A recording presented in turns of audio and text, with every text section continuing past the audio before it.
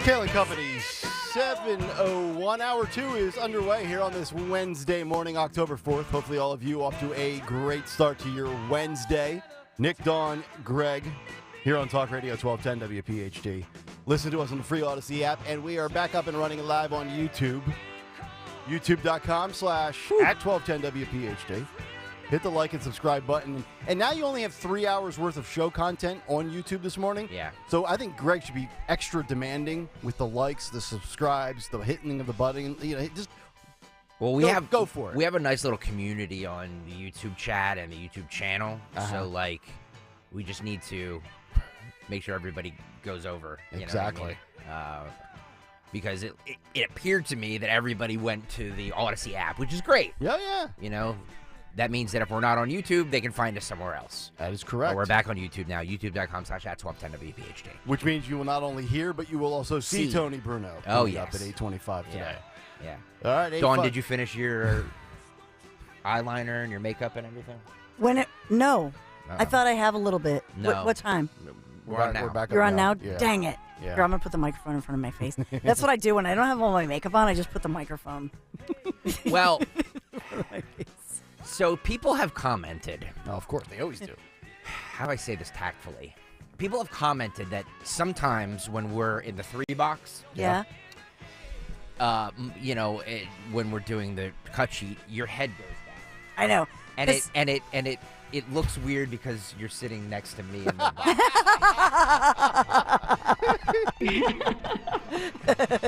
That's right. That's how I got my promotion. Oh my God, no! Oh. Don't worry, folks. We are not only socially distanced, we are sexually distanced in different studios. Yeah, the 3 of us are all in different studios. Right. We can all see one another. Greg's gets all nervous. Yeah. But it's ironic that you played Kamala's laugh there because, No, we don't know that.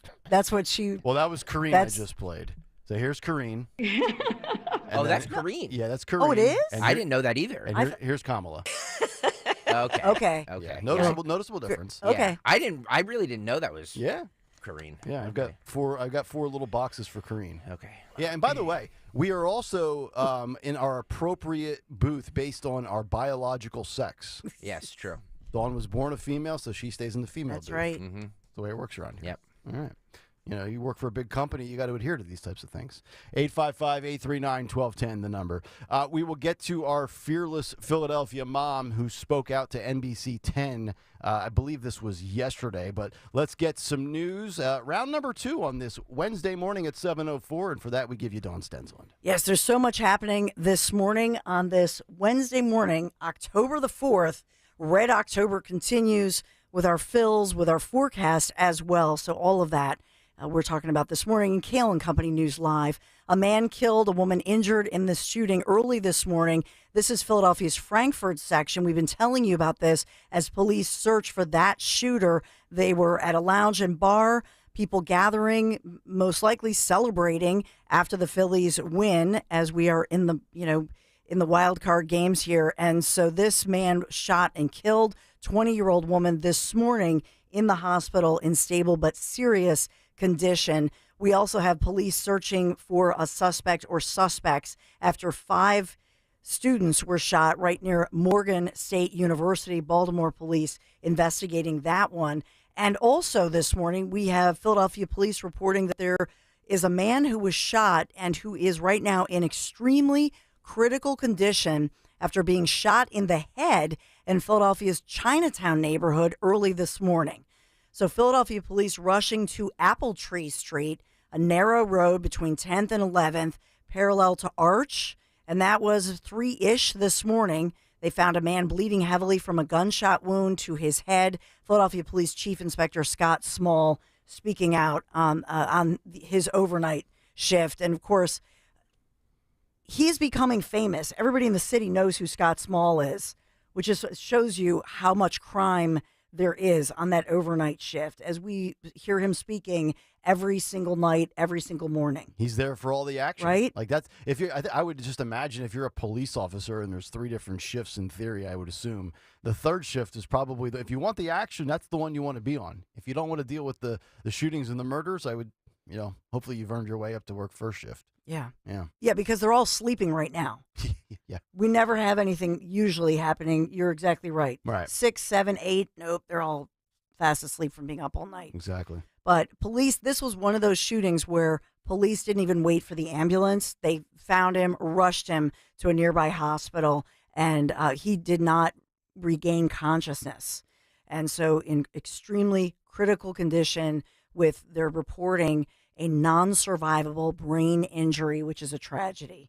That's the quote here. We know the man is in his 30s, lives in Northeast Philadelphia, was in Chinatown, and the only information I have on the victim, 38 years old, with some friends in a club there. But that's it. So they're searching for answers and a suspect in that one. And in a moment, you'll hear from the supermom, Nikki, but this is Philadelphia police are searching for the dirt bike rider who was captured on video and multiple different videos jumping on the back window of a mom's car.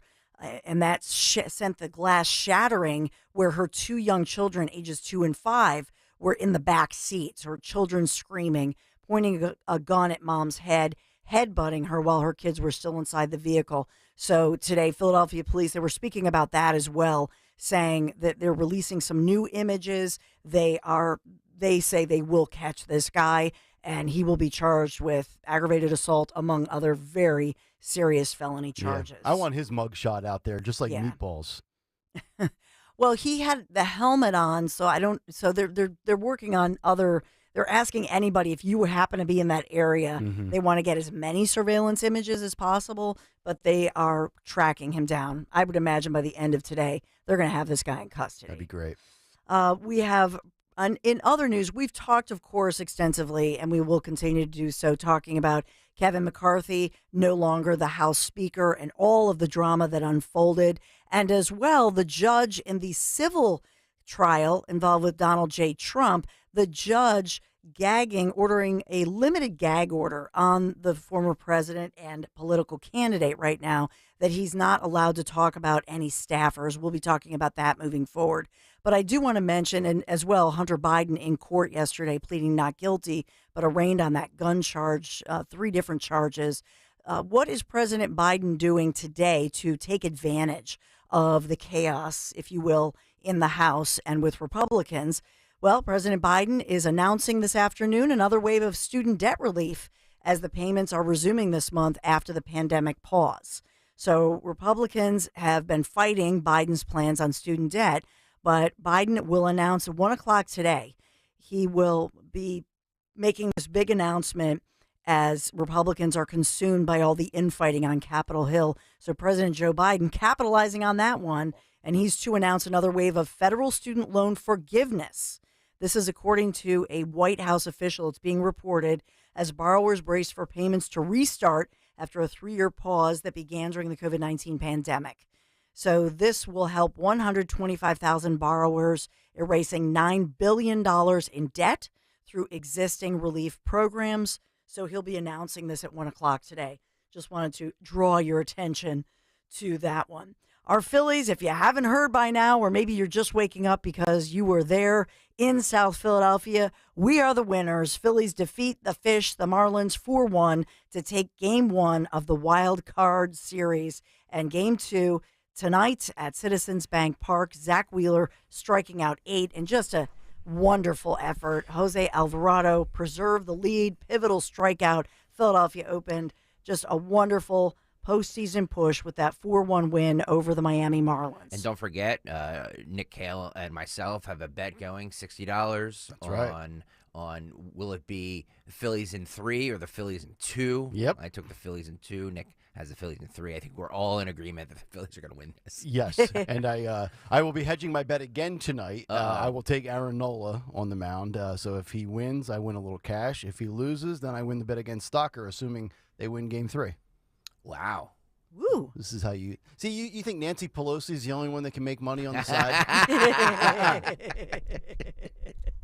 Well, it was, if you didn't watch, Reese Hoskins fighting back tears, throwing the ceremonial first pitch, And it was just a great moment. They're also saying that if the Phillies go deep enough and get to the World Series, there's a possibility that Hoskins could play, which is remarkable. Wow. So Bryce Harper. Who's saying that? I've heard that he's never going to play in the Phillies again. The ESPN announcer last night when he threw out the first pitch. Really? That they're holding out hope that there's a possibility he'd be able to play, which is amazing because Bryce Harper also came back from Tommy John quicker than anybody ever. Wow. Yeah. Modern science, man. Well, he's still in rehab from that horrible ACL. He had the surgery, but so he's in rehab for now. But we'll light some candles and pray on that one. The NBC 10 First Alert forecast with so much going on today: 85 degrees, bright sunny skies, and tomorrow another beautiful day for your Thursday. If they have to, hopefully they do win tonight, but 80s, summer-like weather. It all will end this weekend. Unfortunately, we have some rain headed in Friday, and then the cool down this weekend, actually. By Sunday, it'll be 60 degrees, but bright and sunny. So Friday, Saturday, we're going to see some rain. That's your NBC 10 First Alert forecast. This is second edition of Kayal and Company News Live. All right, Dawn, thank you very much. 855-839-1210. We're going to play you the fearless Philadelphia mom and her audio from NBC 10 in just a moment. And also, we're going to get the video back up, I think, in a couple of minutes on YouTube with the individual that was stomping on the back of that windshield of that car with those two kids, 2 and 5 years old, in the back. But, Dawn, as you were finishing up that story in the news and going to another story, Sergeant Mark Fusetti, who's obviously a guest and a friend of the show and comes on from time to time and is well connected to everything, says that they have locked up the guy that jumped on the girl's window. He texted me saying overnight they locked the guy up that jumped on the girl's window. And I said, they got him? And he said yes. And he sent me a screenshot of one of the Philadelphia Police Department Twitter handles of Frank Venori. And he says, SIG and major crimes detectives, this was at 6:29, have made an arrest overnight in the assault/vandalism that occurred on Sunday in Center City involving the male on the motorcycle. Great tips from public and some outstanding detective work. More will follow. So then I just texted Mark again. I said, you're sure that's him, the specific guy with the helmet on? And he said, yes, that's him. So if, in fact, that is all true, it looks like they got that creep, and I want that helmet off, and I want, after he's booked and processed, I want that mugshot out. I mean, that's, and maybe we could play the video again when Valdez has it. I know I put him on the spot to get it back up again. But when you watch that, and we'll play the mom in a second, and you have a lady with, I think in this story here that I'm reading, so it's her, the mom, Nikki Bullock, 23, is driving, and she's, It's up there now. I think at a red light or whatever. Yeah. And, there's the girlfriend is in the passenger seat. Oh, look at that. And this guy just jumps on. I mean, this looks like something you would watch on Monday Night Raw. Yeah. But to imagine the two little kids. Yes. So that's why she was saying she was afraid her kids were cut by that shattered glass because he kicked in and shattered that glass all over. The kids. And she pushes him down with the motorcycle. Yeah. It's amazing. Yeah, big tough guy with kicking in a window with kids in it, and he stomps on it with his one foot, and then he double stomps it for like impact and effect, and the whole thing comes flying in. And the mom gets out, and she doesn't care that the guy even has a gun. Mm-mm. Can you imagine this punk kid? Like, he's scared of her. Oh my God, yes. yeah. Right? Because mom is fit. Gun aside, I would take the mom over this kid. Guys, I know it's been reported that he has a gun, but like, I don't know. Like, it seems to fall out when he jumps up on the. Like, why doesn't he? You know what I mean? Like, No, he has. She can. Well, you'll hear in her interview. She references his little one, his little revolver, and that was like so funny. Yeah. Because she's just like, I don't care. He's got a little revolver. He doesn't have like a big black Glock. He's got a little tiny revolver. Be careful how you say that, Dawn. And so she, I mean, she's my hero mom of the year. Oh, I love her. Give her a key to the city. All right? Seriously. She did more against crime than Krasner and Kenny have done in their entire elected Seriously. terms. she needs to throw out the first pitch tonight. Yes. Absolutely. Yeah, absolutely. I mean, and that's just it. That is your she is the face of when we talk about a mama bear. Yeah. there's Nikki. Yeah, exactly right. Let's actually hear Nikki Bullock, 23 years old. She was speaking with NBC 10 here in Philadelphia and going through that horrific incident that we just described and showed to you on YouTube. They're not paying attention to lanes. They're just doing whatever. So now I'm turning in the lane and then hits the side of the car. Nikki Bullock is showing us the damage to her car after she says a man on a motorcycle ran into her first. She says that led to the two arguing with each other as she continued to drive with riders all around her. It happened last night outside of City Hall, and the aftermath was captured by a tourist from Florida. He jumped up here with 2 feet. He stepped his first foot down. Didn't work. So then he was like, went through. In the video, you see the man climb on the car and jump through the back windshield. A gun fell out of his waist, and he quickly aimed it at Bullock as she stared down the barrel of that firearm. So the guy points the gun at you, and what, you didn't even flinch? It was just like, it was a little gun, and then at that point my windshield was already broken, so like, what was he really going to do to me, for real? So I just started going off. She wouldn't back down at all with her girlfriend and girlfriend's 2 young kids inside the car. The rider would headbutt Bullock, who responded by knocking over the motorcycle. At the end of the video, you see her carrying one of the children. I'm just grateful that my kids are okay. There's not a scratch on them. It was just the simple fact that I had kids in the car. That's why I jumped out like that. That's why I reacted like that. It was just to protect them, honestly. I'll tell you what, you talk about mom of the year, you talk about courage. Well, it's a gun, but it was a little one. What was he going to do? He already knocked in my windshield. Oh, he could have shot you, but you didn't care apparently. So kudos to you. You had more courage than I did, or I would have had. I mean, as soon as I see that gun, I'm ducking and heading for the hills. Yeah, I was just going to say she has way more courage than I would. I'd be like, everybody get in the car. Yes. This boy has a gun. Uh-huh. Yep. And she just went in there, stared down the barrel of a gun, saying, yeah. Like, her reaction was, well, he already kicked in my car. What else was he going to do to me? And you said, I don't know, shoot you? Yes. Yeah. In this city of all places? I know. Or shootings are a common occurrence? Yeah. I would love to know because, I didn't know that he was swerving and hit her and he was out of... sideswiped. Yeah, so I didn't know that element to the story. But do we know, because there's a bunch of people on bikes there, was this an organized disturbance where these groups of these individuals in a group were trying to shut down a traffic lane, or is this just, were they all heading from point A to point B? Because I would love to know what the motive of that group was. Like, where were they going? This is what they do.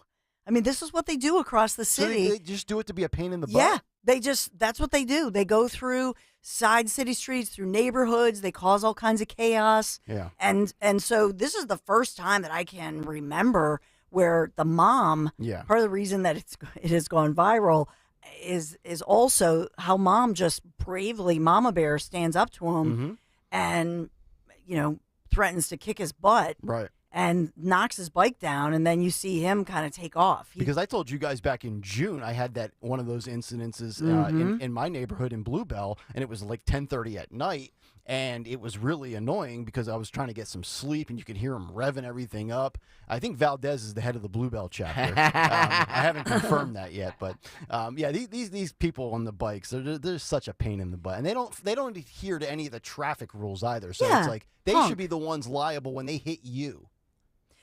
Exactly, but now he's facing aggravated assault charges because remember throw the book at him. He headbutted her, with a helmet on. Anybody else would be, knocked down. Yeah, she was just like, I would have loved to. He was kind of shocked. I would have loved to see, like, after she pushed him down on the motorcycle, I would have just loved to see him, like, her curb stomp him. Yeah. Been awesome. I mean, she bite the curb. I said bite the curb. I've seen NFL quarterbacks flop from less. She took that headbutt in stride. Yeah. I saw. Yeah. If I'm the Phillies, she's tossing out the first pitch tonight. Exactly. That would be epic. Yeah. 855-839-1210 is the phone number. Coming up next, we're going to work our way towards what's on the cut sheet, including Donald Trump was told yesterday to shut up or you're going to go to jail. We're going to get to that story as we continue. Cut sheet at 7:45, and we're back after this on Kayal and Company on Talk Radio 1210 WPHT. Get ready to start the NFL week off right, because right now all customers can get a no-sweat same-game parlay for Thursday night football tomorrow night. Just place a 3-leg same-game parlay on this week's game between the Bears and Commanders, and you'll get bonus bets back if you don't win. Try this. Try this one. The Washington Commanders at -5.5. The over for total points at 44.5. The over for 24.5 for the Commanders' total points. And the over for the Bears' total points at 19.5. NFL same-game parlays are the perfect way to combine your bets for a chance at an even bigger payday. You can wager $10 on that same-game parlay I just gave you and win $50. Visit FanDuel.com/Greg so you don't miss out on your chance to get a no-sweat same-game parlay on America's #1 sportsbook in partnership with Valley Forge Casino. FanDuel Sportsbook is the official partner of 1210 WPHT and is the official betting partner of the NFL. 21 and over, present PA. Refund issued as non-withdrawable bonus bets that expire 7 days after receipt. Max refund $5 unless otherwise specified. Restrictions apply. See terms at sportsbook.fanduel.com. Gambling problem? Call 1-800-GAMBLER. The Dunat Dental Group is excited to begin their third season as the official dentist of the Philadelphia Eagles. You can trust the team at Dunat Dental Group to provide the most advanced and compassionate care. From Lehigh Valley to Center City, Dunat has a location near you that takes all major insurances. If it's time for your routine cleaning or you're considering dental implants or something in between, make the Dunat Dental Group your pick. Smile like the birds. Visit PhiladelphiaEaglesDentist.com. I'm Tony Kornheiser, and this is my show. What, you expecting something different? Whether you're looking for deep, insightful dives into the day's top sports stories, that's why we have guests, right, Nigel? Or simply how to get change for 100, you'll find it on the Tony Kornheiser Show. From football picks, from the best prognosticators in the business, including a monkey, to real-time baseball playoff analysis, to traffic in an area where you don't live. We got you covered. My friends come on, and you know them. Listen on the Odyssey app or wherever you get your podcasts. Is the IRS after you? Do you owe them so much money you will never be able to pay them? Are they levying your bank accounts, garnishing your paycheck? Are you making monthly payments you cannot afford? If so, you need to call the Tax Problem Solver at 609-970-4634. I'm Charles Montesino, and I solve IRS problems. Do you have unpaid income or payroll taxes? Do you have unfiled returns? The IRS is starting to audit the employee retention credits. It doesn't matter. I can help.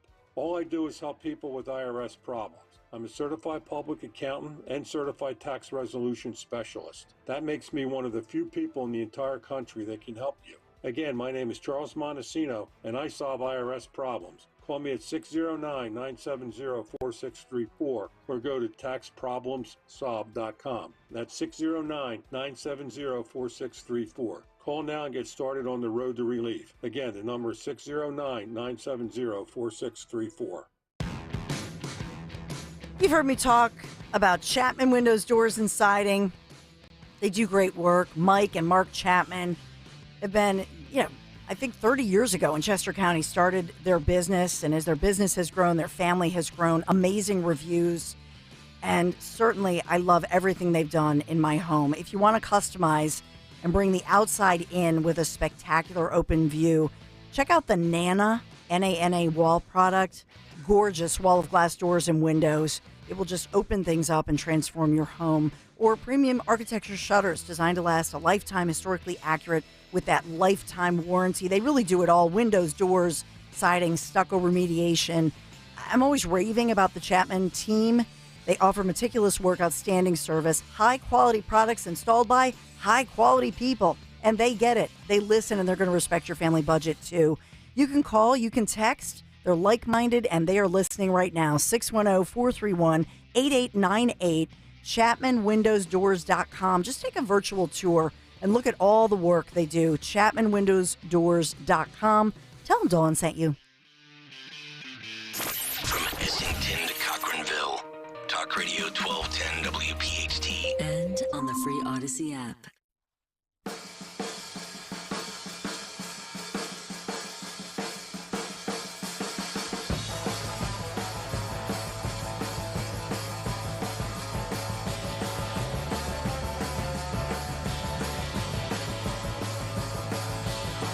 Kayal Company, 726, Wednesday morning.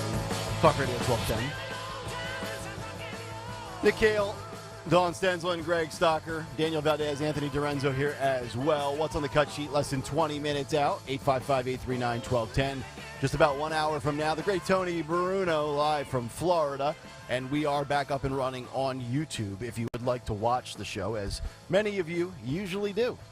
All right, quickly here, and we've got a couple of other stories that we'll get to before we get to the cut sheet. So yesterday we talked about, today we talked about the two things that transpired outside of Kevin McCarthy yesterday: Hunter Biden in court and also Donald Trump, day 2 of his civil case in New York.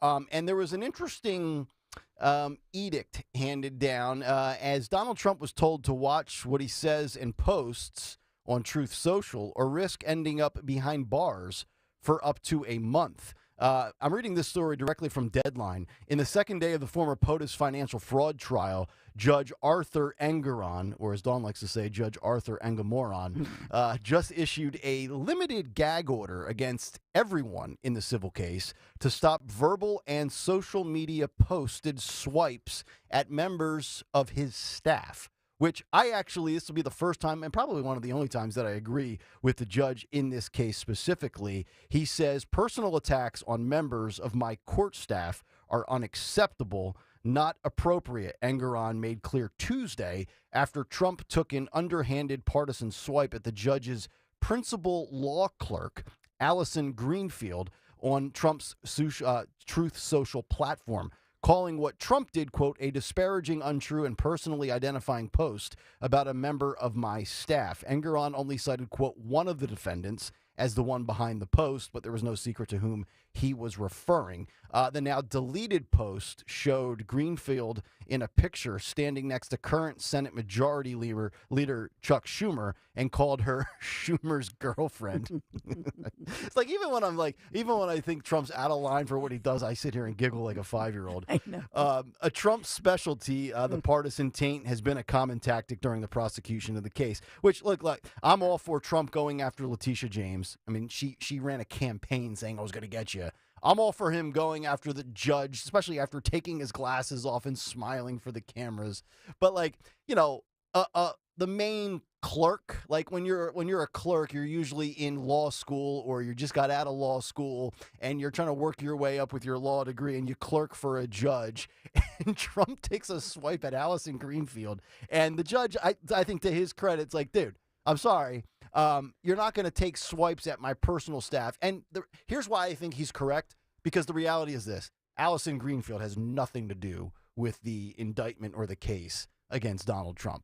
She's just a staff member, working her way up through the legal system. But I did not know, because the post got deleted, because I tried to get over and see it, and it was already removed. And I know, Dawn, you take some stuff from Truth that Trump will put out, and you share it on Twitter so people can see it, like his post last night on Kevin McCarthy and the ousting. But yes. Pretty funny, but I think the judge is in the right here for that. Yeah, he wrote, and Schumer, by the way, reacted saying, I don't even know this person. I take pictures with tons of people. Yeah. So Schumer reacted to it, but he wrote, Schumer's girlfriend, Allison R. Greenfield, is running this case against me. How disgraceful. This case should be dismissed immediately. He's saying a law clerk is running the case against him. A law clerk is basically looking up precedent and past stuff and basically the judge's aid, because there's just no way one human can read all of this material without some help and assistance of others doing the due diligence. So, yeah, he was told, shut up or you're going to go to jail for up to 30 days, which if I'm Trump's attorneys, I'm like, yeah, just leave Allison out of it. Well, the judge was saying, the media was reporting, that this, in essence, might spark somebody to stalk her or do something violent against her, whatever. Right. And so the judge was saying, seriously, don't do that. Yeah, he did. He deleted it quicker than I've deleted a tweet from old brand managers in sports radio asking me why I posted what I posted. All right, it's deleted. Sorry, boss.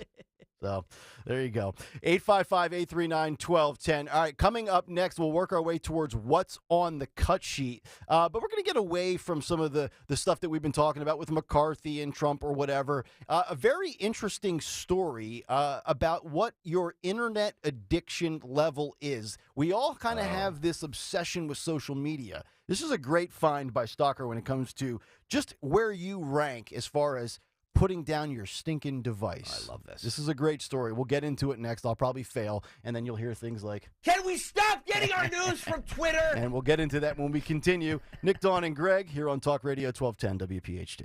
So many listeners are enjoying beautiful, easy-to-maintain homes thanks to Rhino Shield, and you can too. Dom Giordano here with my good friend, the local owner of Rhino Shield. John, take it away. Hello, it's John from Rhino Shield. For years, you've heard about our exclusive elastomeric ceramic house paint with the unheard of 25-year warranty. Today, I want to ask you, do you need to paint your home?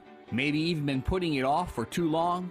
If your answer is yes, then ask yourself, if you want to paint it one last time, or if you want to be painting it again in 5 or 6 years. Rhino Shield can make your next paint job your last. Rhino Shield is waterproof, protects your home, is affordable, and looks great on any exterior surface. Let Rhino Shield show you how you can be done with frequent painting. Call us today at 484-406-5111 for a free consultation. That's 484-406-5111. Hi, I'm Rachel, and I have a serious heart condition called hypertrophic cardiomyopathy, or HCM. Some symptoms include being short of breath, feeling tired, or having dizziness or chest pain. I still had symptoms on my beta blocker, so I asked my cardiologist about any treatment advances. It was a breakthrough for me. That's why I'm working with Bristol Myers Squibb to raise awareness about HCM and to help others like me. Talk to your cardiologist today. You may be glad you did. Sponsored by Bristol Myers Squibb. Join us at Odyssey as we all do our one thing. Together millions of things for our planet. After Halloween, your used jack-o'-lantern and other gourds are great additions to any compost pile. When we each share our one thing, it becomes a million things for our planet. What's your one thing? See Joe Conklin with the City Rhythm Orchestra at the Miller Center in Reading on Wednesday, October 18th. And at Springfield High School in Delaware County, Saturday, November 11th. Oh my God, it was amazing. I loved it. All his voices are fabulous, and the fact that he sings. I couldn't imagine how good it would be with the orchestra. Awesome show. I've never laughed so much. My teeth hurt. I'm like, yeah. That's Conklin and City Rhythm at the Miller Center in Reading and at Springfield High School in Delco. For tickets, go to joeconklin.com. JoeConklin.com! 40 days to lose 20 to 40 plus pounds. With NJ Diet, it only takes 40 days to lose a contractually guaranteed 20 to 40 plus pounds. They use your hair, saliva, and blood work to personalize supplements that will target your hormonal imbalances so you can shed that fat. Then NJ Diet uses DNA info to help you keep it off. Locations in King of Prussia, Cherry Hill, and Newark, Delaware, or from anywhere with live online video consultations. Call 855-5NJ-DIET or visit NJDiet.com. That's NJDiet.com. Jalen Hurst here with Harley from Window Nation. Jalen, don't you love the home field advantage? Absolutely. Do you? I love that in the home improvement field, Window Nation gives you a big advantage. Like what? Custom-made, energy-efficient windows with tons of options, expertly installed and backed by the best customer service team anywhere. So that means lower energy bills, higher home value, and peace of mind? And savings, Jalen. So buy 2 windows and get 2 free, plus no interest for 2 whole years. Get the Window Nation advantage for your home. Call 866-90-NATION or visit windownation.com. I want you to escape with me. Escape to southern Italy on a gastronomical tour. I'm talking about the most beautiful coastline in the world, the Amalfi Coast. You know, the last time WPHT travelers visited Italy, many of you discovered northern Italy. Now we're heading south.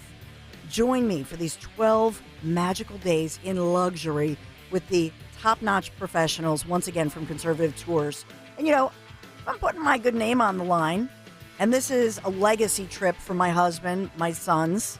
We're taking the boys. I can't call them boys anymore. Young men, teenagers.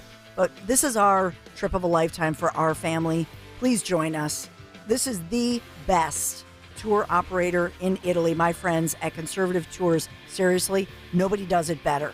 Yes, of course, they have a AAA rating with the Better Business Bureau, but that's just the beginning. They're going to take us beyond all those cheesy tourist spots and take us to the most elite places, some of them best-kept secrets. So we'll even take the high-speed jet foil to the Isle of Capri. $52.67. That includes your airfare, luxury hotels, and dining events galore. You're going to be talking about this years from now. ConservativeTours.com. You can call toll-free 888-733-9494. Abbey of Monte Casinos. Monte Cassino, Italy's best kept secrets, Puglia, medieval Caserta, Sorrento, Pompeii, and of course the ancient sites in Rome. I could go on and on. Come on, join me next spring in Italy. See you on the Isle of Capri. 888-733-9494, conservativetours.com. Kayal and Company mornings. Rich Cioli afternoons. Free speech lives here. Talk Radio 1210 WPHT.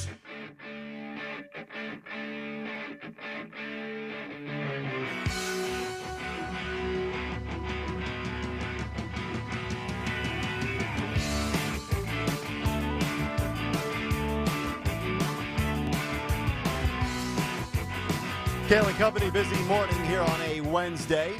What's on the cut sheet coming up at 7:45. If you missed any of our Kevin McCarthy, Matt Gaetz conversation or the local updates this morning on both our fearless Philly mom and the guy on the dirt bike that smashed in the window who is now behind bars, or the update to our Perkiomen Valley School District story, just download the Odyssey app, hit up the rewind feature, and get caught up. Cut sheet in about 8 minutes. Tony Bruno at 8:25. You know, there's always really good content that we give you on this show when it comes to some surveys and some polls. Some of them are, general elections. Some of them are Republican primary. And some of them are more social issues or things of that nature. And a lot of them come from a site that we like to use called studyfinds.org. And Greg was able to find this story yesterday, which I think will resonate with pretty much every single person in this audience. If there's anybody that's just listening to us on 1210 a.m. that never uses the internet or doesn't have a computer, this will not apply to you. But pretty much everybody at this point either uses the internet, has a laptop, or uses their internet on their phone and their smartphone device. So casual user or addict, where do you fall on the new internet addiction spectrum? Oh, boy. I fail. So, hi, my name is Nick, and I have a problem. Yep. I'll put the name tag on my chest, and I'll show up at the meetings every week. And according to this study, according to the research team, the average young adult spends about 6 hours daily online. Now, there's only 24 hours in a day. So the average adult is spending 25% of the day primarily on a smartphone on the internet. Older individuals, 24 and older, meanwhile, spend roughly 4.6 hours online per day. And recent research focusing on Americans found that the young adults were spending 28 and a half hours on their smartphones weekly. 28, and I mean, that is just under 7 days a week. It's just over 4 hours per day. Wow. Now, I have an iPhone, and so I don't know if this is the same thing like on an Android or a Galaxy, but every Sunday I get like this alert on my phone that says what my average daily screen time was for the week, and it's typically in the 6.5 to 7 hours a day. Oh, boy. Now, but here's the thing. I think this is a little misleading, just like a Tucker Carlson video on X, where if you just scroll past it, it counts as a view. I might look at my phone for 8 seconds, but my screen doesn't go dark, I think, for 60. So I don't know if it's like rounding up and this is excessive and it's a little over-exaggerated. But according to this, casual users make up about 14.8% of those people that were polled. These are people that mainly go online for specific tasks and log off without lingering and scrolling and swiping around endlessly. So that's about 15%. Initial users account for 23%. These are the groups that find themselves online longer than they initially planned and sometimes neglect things such as household chores. Experimenters account for 22%, and this group feels uneasy or anxious when they're not connected to their device. Like the kinds of people that just can't function in society without holding the damn phone. Yep. Addicts in denial are 18%. Those are the ones that are addicted but refuse to admit it. And then there's the full-blown addict, just about 23%, where they openly acknowledge that they have a problem. I would say that I'm probably either an addict or an addict in denial. And I'm not talking about bourbon. I'm talking about the actual smartphone here. And you know what? But it's part of my job, so I kind of feel like I have to, even though Stalker says he wants me to put down the device and go swing the 7-iron a little bit. Well, yes, I do. I do want you to do that because it's not healthy for any of us. You're right, Dawn. You included, my love, to be this consumed with what we do every day. I'm glad that you guys are all all in on this and the content. You want to make sure you are knowledgeable about everything. You want to make have the best presentation every day that you possibly can. I appreciate that. But there just comes a point where it's too much, and you need to just step away from it. By the way, kudos to you, not for commending us, but you really do stay off for the most part. Like when you say you're disconnecting, I do. Your timeline goes blank for days at a time. It does. I don't know how you do it, to be honest. As a toddler. Are you kidding? So what is I'm now curious about my screen time, because you're right. The screen time thing doesn't actually give a good representation, because my phone is never dark. It could not be on me, right? But it's still on, and therefore it turns, that's considered screen time. I'm just looking for what mine is right now. You've got to be way less than me. I mean, there are stretches where I legitimately, just to get away from it, I will put my notifications on silence and do not disturb, so that I don't know that my phone rings, it vibrates for a text, I get a tweet from somebody I follow, and I legitimately just to stay off of it for like an hour. Yeah. I'll take the charger over to the other end of my apartment, plug my phone in, and keep it as far away from me distance-wise as possible, so I just don't randomly pick it up. I'll be watching a game, like last night in the Phillies. Yeah. You go to a commercial after the bottom of the first, I pick up my phone and I go to Twitter. That's like the addict level. That is addict level. And I'm a guy with a great attention span. Yeah. I'm not one of these zipper heads out there that lose their mind after 4 seconds. Like I think I have like a Gen X or a baby boomer attention span, but I find myself at times where it's just killing 2.5 minutes. Like, all right, let me scroll the timeline. Well, Michael on the YouTube chat has a very interesting point. He says, my 6 hours on the internet is on 1210 WPHD. Attaboy. So I guess, we're kind of cutting off our nose to spite our face. But we encourage that addiction. Spend less time on the internet, yeah. But also watch us on YouTube or listen to us on the Odyssey app, which requires internet for both. Yeah. But it's weird is with the internet is all of my usage is social media, or if I need to go to an app or a website, I do it on my phone. The only time I ever really use the internet on my laptop is YouTube. Like if I go down a rabbit hole of watching old videos of whatever on YouTube or going back and watching the show on YouTube, I really don't use my physical laptop for let me go to foxnews.com. Like that feels to me like so 2012. So I think really it's this thing right here. I'm telling you this. And by the way, there's all kinds of studies with this smartphone. You ask some certain doctors, carpal tunnel syndrome's up like 80% compared, because people can't put that device down. You ever have the people with the pop sockets and they put them on the back of their phone? I'm like, why do you have a pop socket? He goes, well, I was starting to have all these carpal tunnel issues, and now it keeps my hand wide open so I don't, Nick, you're being very honest. I noticed Dawn is being very quiet during this. Is there a reason? Dawn's got 2 Twitters. Well, I just looked back and she's scrolling through her phone. So, I know. So while we're having this conversation, she's on the internet, literally. She's checking news. Yeah. The only thing, here's the thing. I use my phone to monitor my kids. Oh, here we go. My husband. Oh, here we go. I need it for work. Yeah. I also monitor my child's diabetes with the Dexcom. Mm-hmm. So this is a necessity. Yeah. So it's not an addiction. So for you, Okay. I sound like an addict. Nick's bourbon is also a necessity, not an addiction. Dawn's tracking her kids' sugar levels, and I'm tracking the Phillies line on FanDuel. Bubba 45 on YouTube says Dawn is a stalker. Well, like right now, I'm just making sure they're where they should be, because Michael's driving David to school. Oh, for the love of God. By the way, I did that for 1 year. I was a senior in high school, and my sister was a freshman, and she was finally back in the same building with me.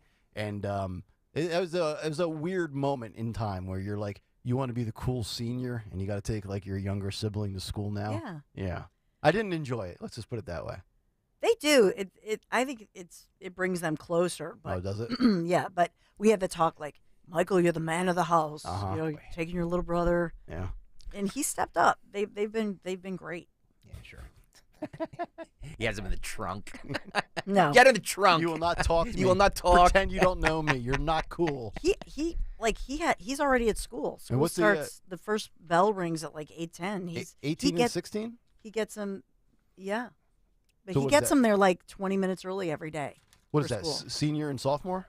No, Michael is at Penn State Abington. Oh, He's commuting. Oh, that's right. Like, I'm sure they love that I'm giving all their information. Bunch of brown nosers getting there so early. Gotta sit No, down. we're here, Miss So and So.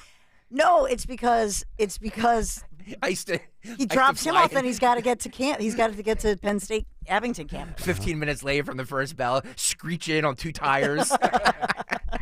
No, because he's got to get to his thing. Doing donuts in the parking lot. Believe me, it's Germantown Academy. They have this new health and fitness center. It's better than any like fitness club I've ever seen in my life. Nice. Like they go work out before school. Wow. It's like amazing. There you go.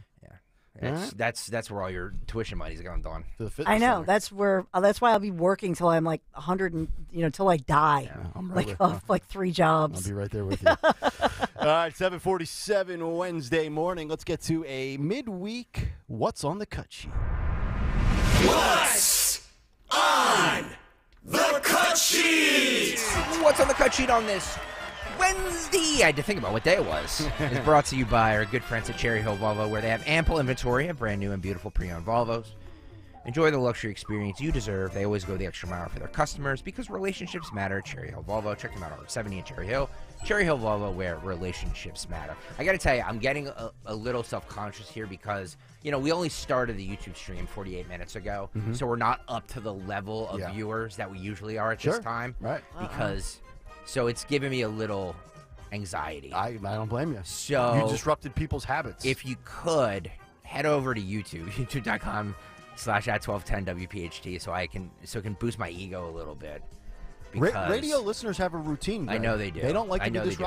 disrupted. And look, I've seen the data, and everybody just switched over to the Odyssey app, which Yep. is great. Yeah. Everybody's listening. Nobody said, "Hey, I can't find it, so I'm going to switch over to Low Energy Sports or one of those other low energy morning shows." But I need youtube.com/@1210WPHT. Yeah. Just get the viewer count up a little. Let's go. Just for me. Anyway, what people really want to hear, not me bitching and complaining. I found this on the internet, part of my internet addiction.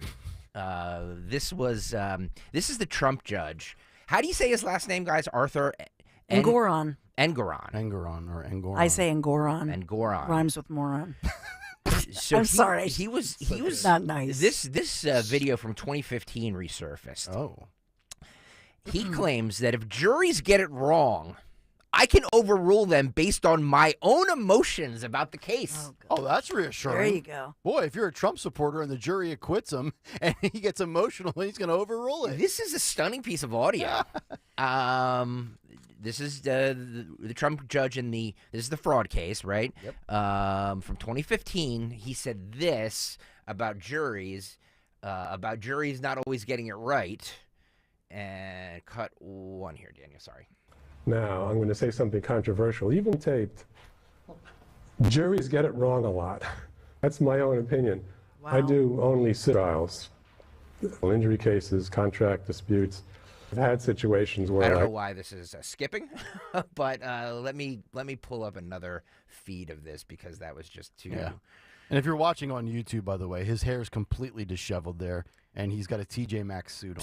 Somebody said he looks like. I like TJ Maxx. Yeah, well, if you're a judge, I think he's a little better than that. Somebody said he looks like Montgomery Burns from The Simpsons. There's something wrong with it. Guys, there's something wrong with you with the Adobe Audition here. Anyway, no, maybe it's See, I'm being a conspiracy theorist, but maybe they've purposely sabotaged it. But this is exactly why. Well, you try to look at that. This is exactly why, in Trump's defense, and there's sound of it on Dan Abrams' site, the lawyer site, of Trump commenting about all this. I think you have that on your cut sheet. I'm not sure if you have that on your cut sheet. But anyway. This is cut sheet interference, by the way. Yeah, cut sheet interference. Here we go. They're going to test you like AJ background. Take two. This is the Trump judge in 2015. Now, I'm going to say something controversial, even though I'm being taped. Juries get it wrong a lot. That's my own opinion. I do only civil trials, personal injury cases, contract disputes. But I've had situations where, like, oh my heaven's sake, how could they have thought that? Well, I have a tool that I can deal with that. It's called judgment notwithstanding the verdict. I can say there is no possible way that a reasonable jury would have reached that conclusion. And all right, am I following the law or am I making law? Okay, I'm following law. I'm an impartial referee, but it's hard to factor out my own emotions. And I have tools. Somebody can say, well, Your Honor, you have to throw out this case because it's just like another case. Well, is it just like another case? What if the defendant was wearing a red sweater instead of a blue sweater? A red. I'm going to say it even though the cameras are rolling. He's like Judge Chamberlain Haller, where Mr. Gambini, that's a well thought out, valid, lucid argument. Overruled is basically what he's telling the jury right here. Yeah. But if he's saying the red sweater versus the blue sweater, yeah, that tells me that is there any question that he's not talking about the politics of the situation? Well, and that if the person is wearing a blue sweater. What, that's what you took from that? Oh, yeah, that's totally political. Red and blue sweater. What if they're wearing a red sweater? Why would he bring up a sweater and what they're wearing? The color of the He's sweater clearly, in real life should not matter. Right. Why is he saying, what if they're wearing a red or blue sweater? He's talking about politics. To me, I totally infer that he's saying it depends if they're a Republican or a Democrat. But this is wow. This is really, I mean, when you talk about a stacked deck against Donald Trump, oh, yeah. Alvin Bragg, Letitia James, this judge, Merrick Garland, on down the list, Fannie Willis.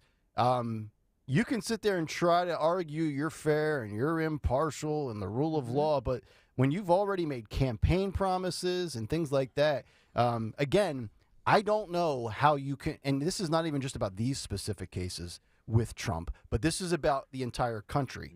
Trump is such a polarizing figure, and there's not a person alive that doesn't have an opinion of him one way or the other. I don't know in any case, in any jurisdiction across the 50 states, where you could truly get an unbiased jury or judge when it comes to anything legal with Donald Trump. But the thing about Trump, if you believe the polls right now, I mean, he's the leading contender against Biden, but he's also in the polls, he would win right now if an election were held. And so he's not just polarizing. This to me, the fact that he said the red versus blue sweater, that tells me all I need to know. We already knew, as you pointed out, that these different so-called law-abiding people and representatives, Letitia James, Alvin Bragg, it's all about politics. And now the judge, and that's why, in truth, that's why Trump did say I think he was tongue-in-cheek saying it, obviously Schumer's girlfriend, but what he's saying is, look at what team she plays for. All of these individuals are Democrats. Yeah, and this is the one thing that always bothered me when I was either in high school or college and I wanted to go to law school, or even when I got into law school for 3 months at night a couple of years ago in Nashville. I hate the political aspect of law.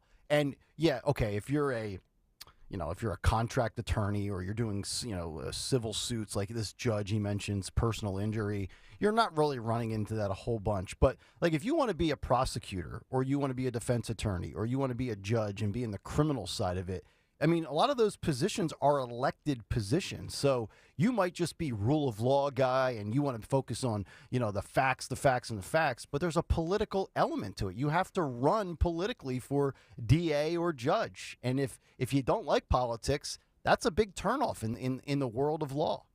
By the way, Dawn, nobody on the YouTube chat is buying your conspiracy theory about the red and blue sweater. Really? Yeah. Nobody? Nobody.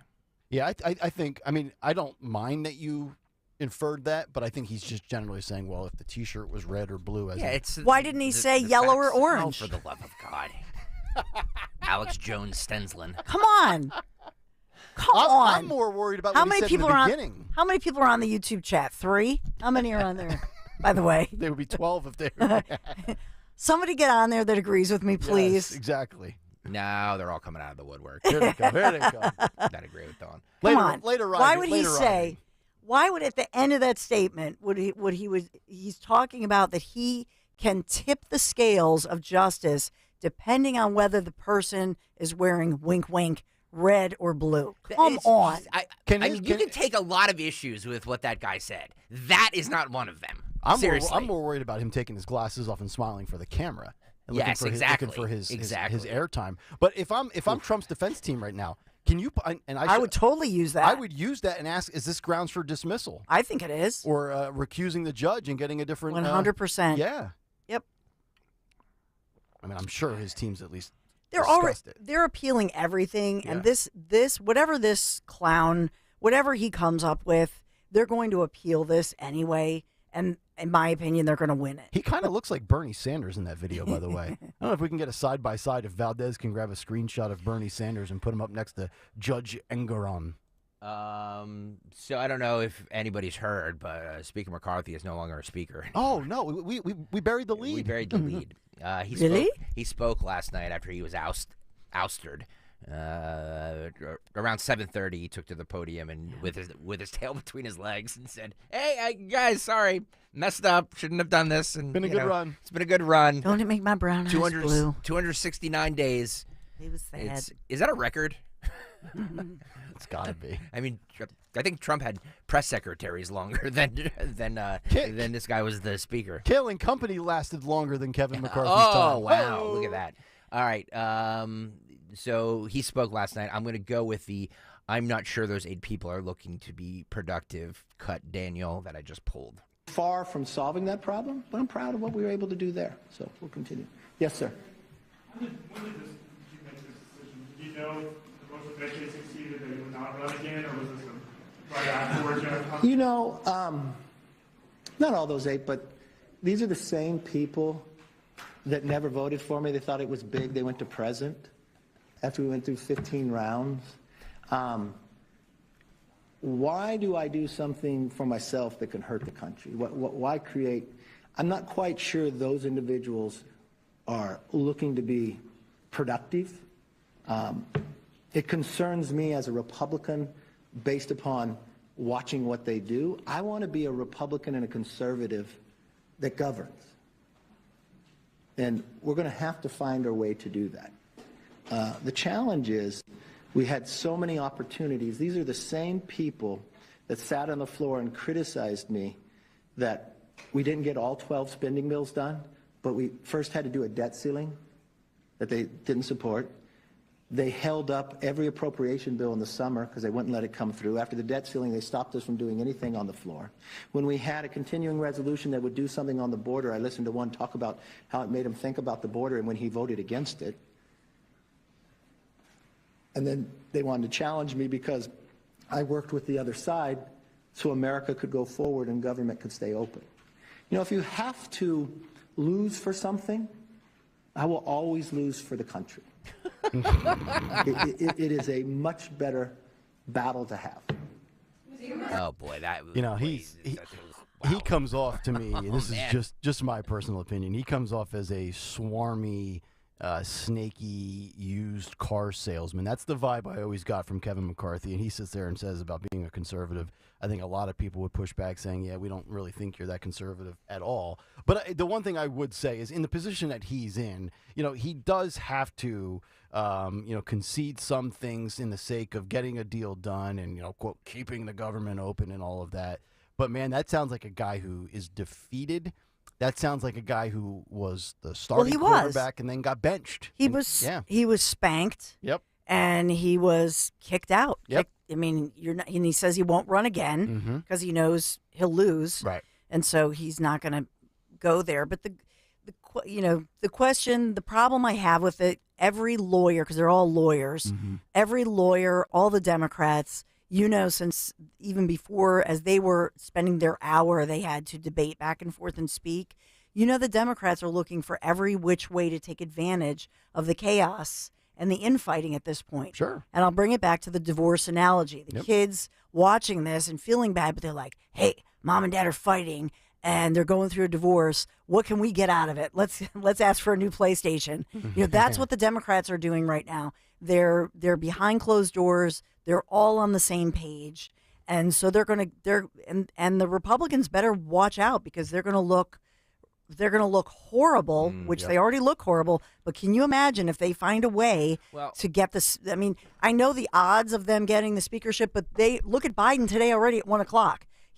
They're looking at how can we get to the money. Well, I mean, let's think about this from an election, an election Think year strategy standpoint. But does something that happens? Let me ask you guys an honest question. Does something that happens in October of 2023 affect what happens in November of 2024? I don't think so. People have short attention spans. This will be the front page story for a couple days, and then we'll completely forget it. This specifically, yes, but I think it just goes to show you, like, moving forward, I think there will be a carryover, like a residual effect of like the instability and the infighting within the Republican Party.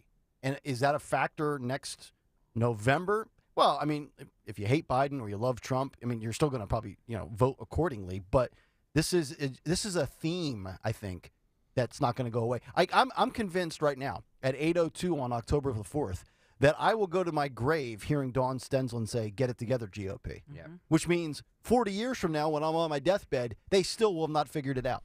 Yeah. Yeah, they're just not in line, and so if we go with the actual theme of saying, hey, they really want transparency and they want a balanced budget and they were against the omnibus, okay, we can all agree. I think most of us would agree with that actual content. However, this was not the way to do it. And in fact, over the weekend, and that was, you had mentioned, Dan Crenshaw, and he's on all over Instagram too, but in the Senate, and Senator Crenshaw and others were pointing out that they had the ability over the last weekend, they had the ability to put forth a bill that would have funded, for example, the Border Patrol. They would have gotten what they wanted without funding Ukraine, and these Democrats these Republicans went against it. Mm-hmm. And so let us not forget that. And so there is a piece of me that keeps, because I do remember about a month ago that Matt Gaetz, remember all of those horrible accusations against him. And then it turned out that his rich father was being extorted. Remember that his dad and he were backed by the Bush family and that whole swirl. Now, they were allegedly, Matt Gaetz was exonerated from that alleged human trafficking. There was the whiff of 17-year-old girls and all this stuff. Mm-hmm. It all supposedly went away, and the headline was, no, it was all a big lie. The dad was being extorted. That is under investigation right now by the House Ethics Committee, and that was about a month ago. Mm-hmm. And so there is a piece of me in the back of my mind that says, was this? Because there's a swirl of that Matt Gaetz, in fact, part of this is a personal vendetta because of the House Ethics Committee, because of McCarthy not backing him and making comments in the past that it was, I think the word was that, this is concerning or disturbing. And is this really personal? Yep. And if it is, that's horrible. Yep. If that really does come out. As I said earlier, with McCarthy being ousted, 5 words: Byron Donalds or Jim Jordan. Well, Hannity last night had his own words for this. His sources telling him it could be, or it's being asked to be, cut 8. Daniel. Sources telling me at this hour some House Republicans have been in contact with and have started an effort to draft former President Donald Trump to be the next speaker. And I have been told that President Trump might be open to helping the Republican Party, at least in the short term, if necessary, if it's needed. So let's think about Trump's schedule and his workload. He's running an re-election campaign. He's got 4 indictments and cases that he'll be dealing with. And in the short-term interim for the next year and change, he'll be he's willing to lend his services as the Speaker of the House, a.k.a. Trump texted Hannity and said, absolutely, throw this out at the wall and see if it sticks. Absolutely. You got it, dude. That absolutely happened. he then asked Jim Jordan about it. Like, I'm hearing from all kinds of sources now. Cut 9. People, and you do not need to compromise on. Last question. I've now heard from a number of people. I know for a fact Donald Trump has been contacted about possibly him being an interim speaker. Is that a reality? Oh, God. I don't know. He'd be great, but I want Donald Trump to be the next president of the United States. If he wants to be speaker, great. He would still, but, I'll be clear. I want him to be president still of the run United for States. president. He's still going to be running for president. Right. That's where we need him, is at 1600 Pennsylvania Avenue. If he wants to be speaker, then that's fine too. Can Hannity stop interrupting his guests? I know. He's just the worst. I know. He's just the worst. It's old school sports radio. Have the guest on and then just talk over him the whole time. And by the way, nobody mentioned he's not on the station anymore. Sorry, Dar. Nobody mentions, by the way, that nobody mentions Trump's age when they say, "Oh, he could be speaker." Nobody. He could be Speaker of the House, run for president in quite a vigorous campaign schedule, and as well fight off all of these different court cases across the country, including the current civil case. Yeah. But let us not forget all the other ones. Right. Florida, D.C., Georgia. I mean, oh my goodness. Yep. And he could also be brand manager of 1210 WPHT. He'll just take on every hat possible. A lot of hats. So, a lot of people are throwing out. Politico wrote this morning or last night. How about Jim Jordan? Yeah. He's considering it. He's before, I think this was before the vote yesterday, Jim Jordan said this about McCarthy. On January 3rd, we said the 118th Congress is about 3 things. Pass the bills that need passed, do the oversight work that needs to be done, and stop the inevitable omnibus that comes from the United States Senate right before the holidays. Kevin McCarthy has been rock solid on all 3.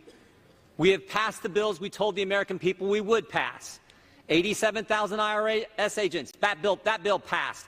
Parents' Bill of Rights, that bill passed. Energy legislation passed. Border security, immigration enforcement legislation, the strongest bill ever to pass the Congress, passed earlier this year. We have done what we told them we were going to do. We can't help it the Senate won't take up those good common sense bills. They'll have to answer to the American people come Election Day. Oversight. We have done the oversight that we're supposed to do. Because of our oversight, we know that parents were targeted by the Department of Justice. Because of our oversight, we know that 51 former intel officials misled the country weeks before the most important election we have. And because of our oversight, the Disinformation Governance Board at the Department of Homeland Security is gone. Because of our oversight, the memo attacking pro-life Catholics has been rescinded. Because of our oversight, unannounced visits to Americans' home by the Internal Revenue Service has stopped. That happened under Speaker McCarthy.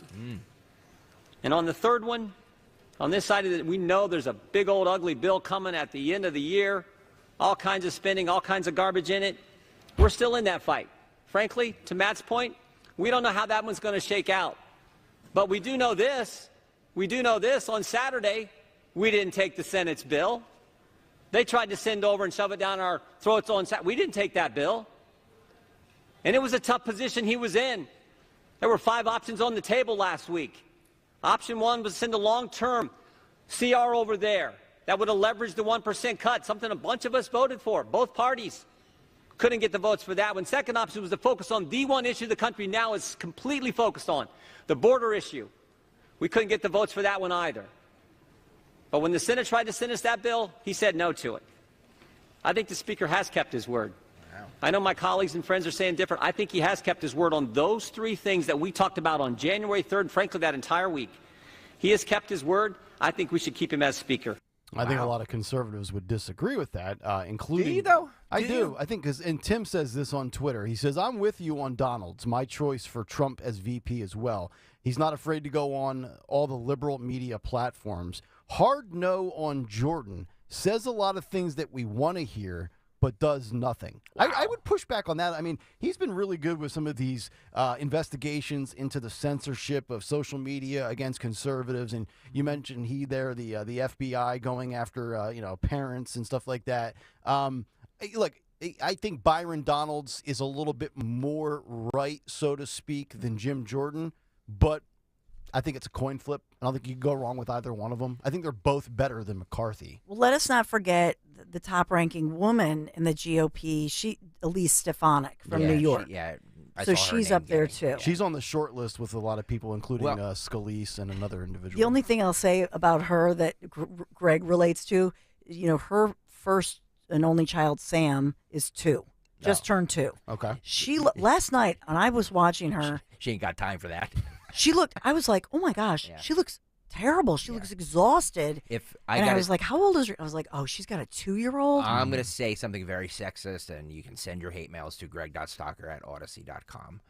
If a mother is not there for her child, the child is an orphan because fathers are useless when it comes to this stuff. Confirm at that age, very much. especially. Well, that's why she's exhausted. Yeah, well, she's I know. All right. I don't know. I don't know if she really wants it. I want to go back to what you were saying, Nick, about how most conservatives agree with or disagree with what Jim Jordan said, because there was a lot of very conservative members of the House yesterday that had impassioned support for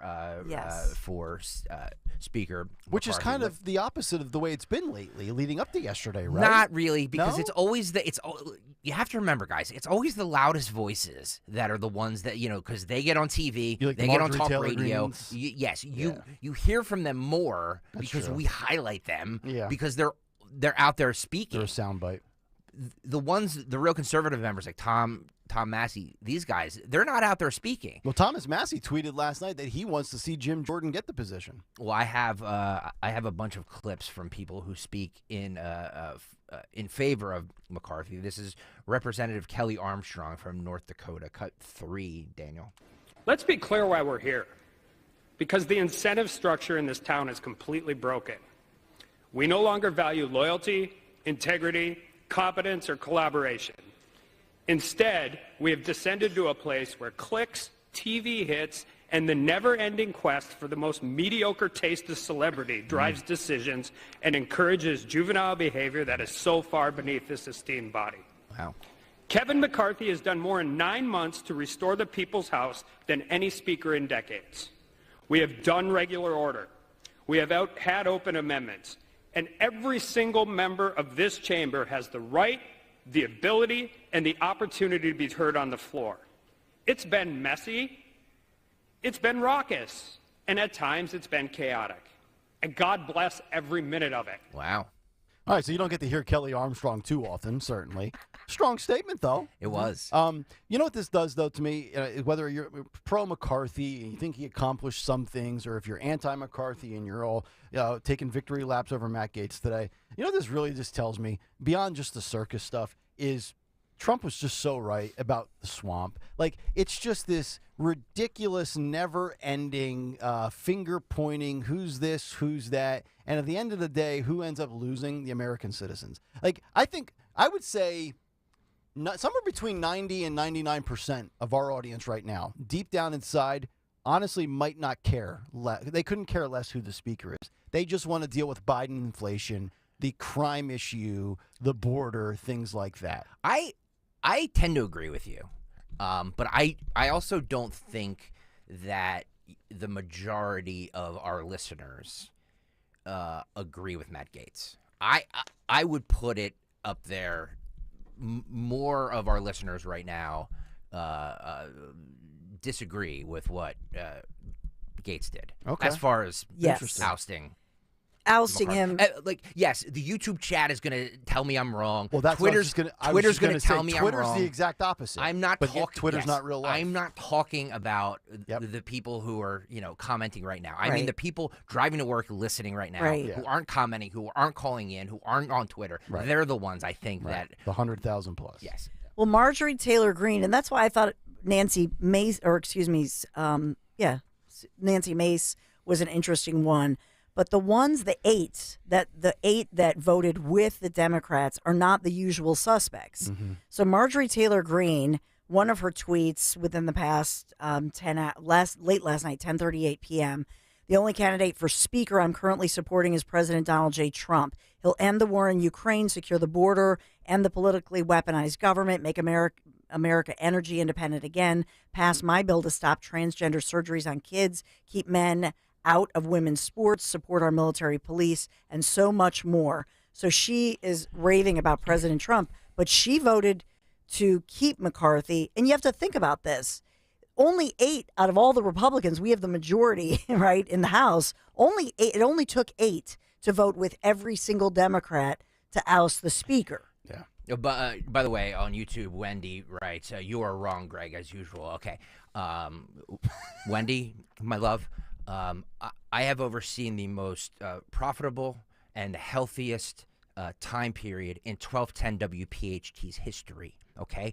So, my love, I think I know a little bit more about what the audience wants, okay? Thank you. Will that make you happy, Fred? But what she's saying is you're not a conservative, so you really don't know. Thank you, YouTube commenter. Yeah. I appreciate it. Well, with Marjorie Taylor Greene's comments, all of those are great, but we could get all of that from Trump as the president. Well, and that's what Right. what she's saying is, and in all of her statements prior to this, she kept saying that she agrees with the spirit of what Matt Gaetz is saying. Mm-hmm. She agrees with the spirit of it, but doing this, ousting the speaker, doesn't really change anything. Mm-hmm. That's what the Right. vast majority of Republicans said. Yep. And she pointed out on oversight, we're finally conducting the impeachment inquiry because Kevin McCarthy launched it.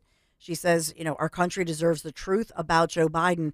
That's the theme that most Republicans were talking about. Yeah. That this is so disruptive, and what change really does it make? Right. That's the overall theme. I'm also, you're spot on. I'm also told that should Rich Zeoli turn it down, Tony Bruno is considering it. Speaker of the House. But that's, it's me and Hannity in our little private group text. But the truth is that this job of House Speaker, it's a pain in the neck, and It that's is. why a lot of people don't want it. And I do think you have to have a certain personality. Mm-hmm. So in all seriousness, the fact that they're saying Trump, I think somebody with that personality that is known art of the deal, Right. that can bring unusual parties together, because the 218 can never seem to agree on You got to be able to anything. massage egos a You little do. bit, right? It's like kind of like Greg Stocker or anybody in radio as a brand Right. manager, where you got to massage the egos of talent and things like that. Exactly. Well, but also, like I got a couple of texts, including from my brother-in-law, my sister's husband, and he said after McCarthy got ousted, and he was kind of taking a victory lap because he's a hardcore conservative, like to the core, and he can't stand McCarthy. And he said, "Well, what about Matt Gaetz?" I don't think Matt Gaetz No. would be good because he's too much of a hothead. Right. Well, he can't, how would that look if he Of had this course. vote to remove? Right. He doesn't have the temperament for it. No, he doesn't have and the temperament is the exact. You don't want a German Shepherd Yeah. in that. You want a Labrador. It's the same Retriever. reason I could never be in management, because I couldn't tell one person one thing and then acquiesce to the other. I'd be like, I'm getting out. It's not me. Can't do it. Chip Roy had the most, let's just say he had the most animated response to what Matt Gaetz was doing. He was on this Steve Deese show. I can't believe I actually had to do this, but I had to beep him. because- Really? Yeah. Chip Roy? You'll see why. This is cut 8, Daniel. I would also argue that, some of our brothers and sisters, particularly in the, MAGA camp, I think, particularly enjoy the circular firing squad. You want to come at me and call me a rhino, you can kiss my ass. Look, I've spent a lifetime fighting for limited government conservatism. I have laid it all on the line. I've not seen my family but for 2 days in the last 30 days. You go around talking your big game and you thumping your chest on Twitter. Yeah, come to my office and come have a debate, mother. You know why? Because I'm standing up for this country every single day. And Steve, I'm not going to give up. I'm not going to go to a nunnery. Because, damn it, there were people who were buried over in Normandy who deserve us to stand up for what they fought for. So that's what I'm going to do. And all of you out there who are out there saying what you're saying out on social media, you stick it. I'm going to go down to the floor and do my job, and I'm going to stand up for the people who fought for this country. And I'm going to do it the way I think is right for the people that I represent. That's what I think. Wow. I'm going to need you stick it on my board. Valdez, Jim, whoever's listening, pull that. You can tell Texas and Oklahoma play this week in college football because Chip Roy was on one. I've never even seen him get angry. Yeah.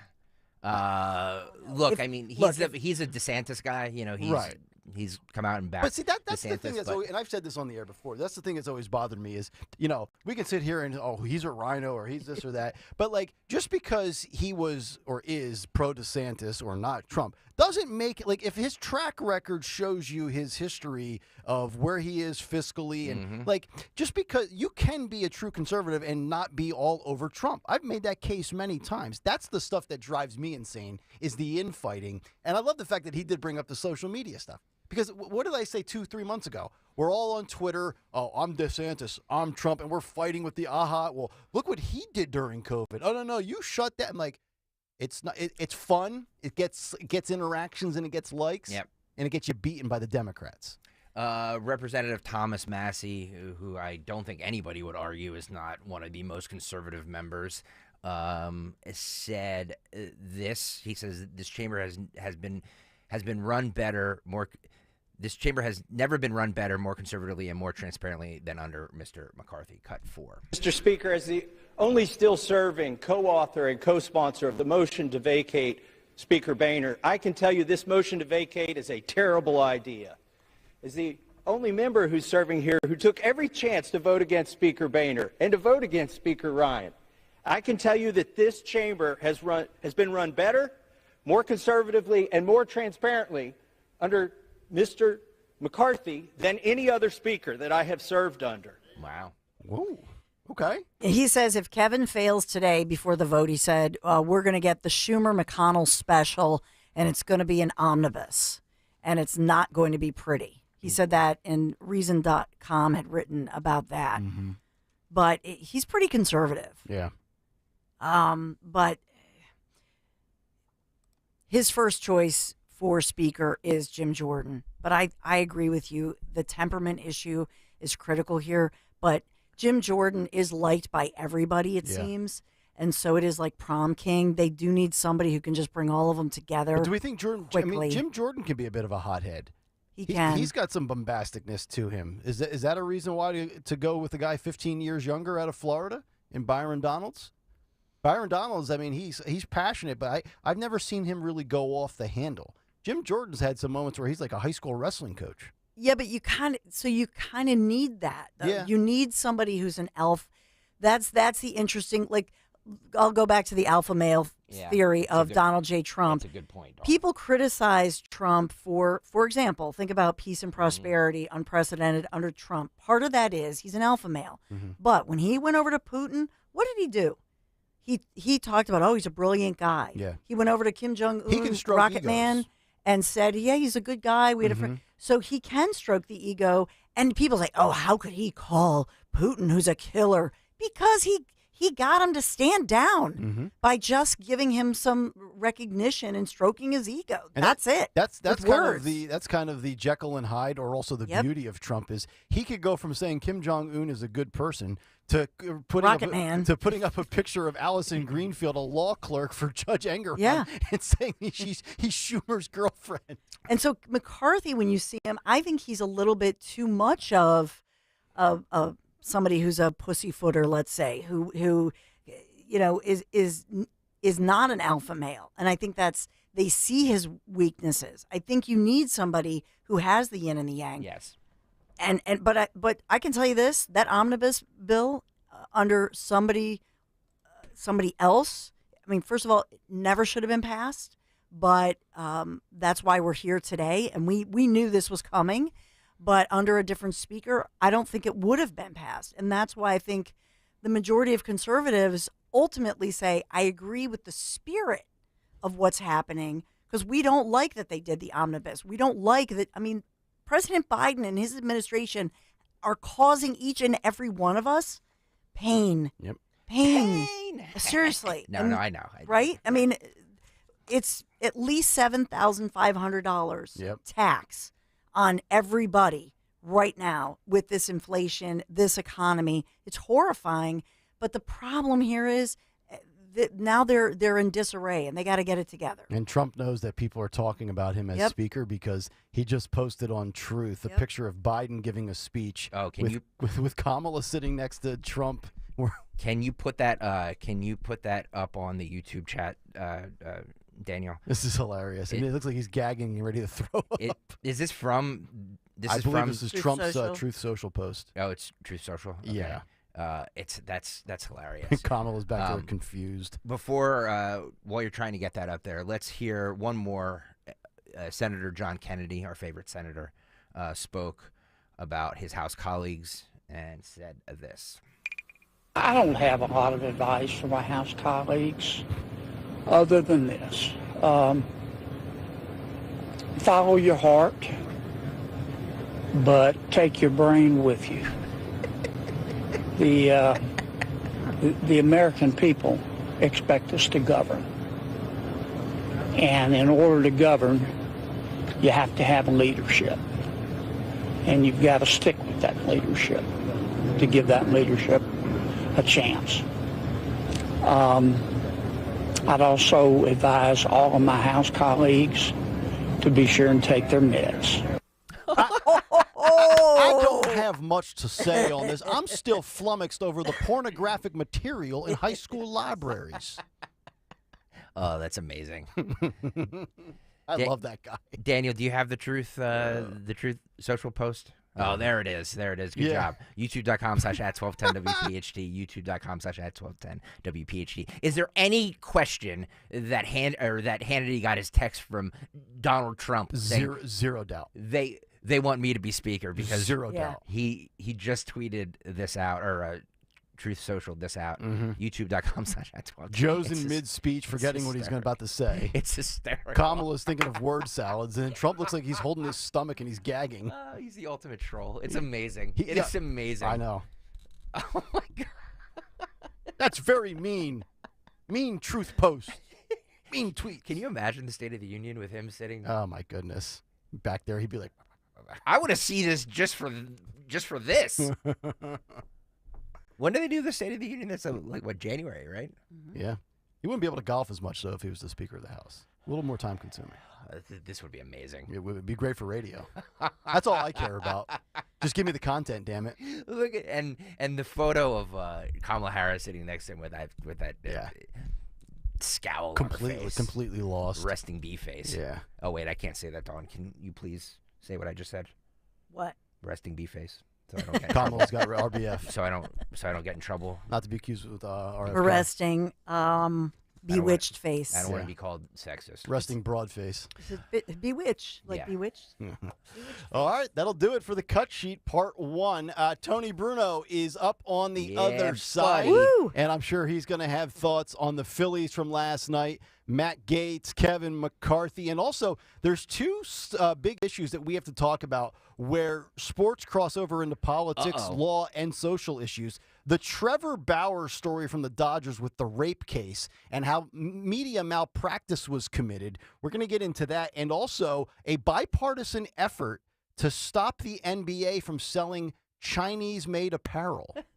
Yes, we're going to get to that as well. So a loaded Wednesday with Bruno. And we do that on the other side of Kayal and Company. The future of joint pain relief is right here in the Philadelphia region. QC Kinetics, advanced regenerative medicine. Hey, Dawn Stensland here. If you've been told that more steroids or surgery are your only options, not so fast. Get a second opinion. Learn more about how you can harness your body's own healing agents to attack that joint pain. QC Kinetics does not mask the pain. These treatments go to the very core of the problem, using concentrated healing properties placed directly into your joint, which repairs and restores that damaged tissue. Imagine living life, especially this fall, with no more pain in your knees, your aching shoulder, your back, your hips. No drugs, no surgery, no downtime. Just call the local medical professionals, get a free consultation. QC Kinetics, the nation's leader in regenerative medicine. 215-999-3000. Just call QC Kinetics,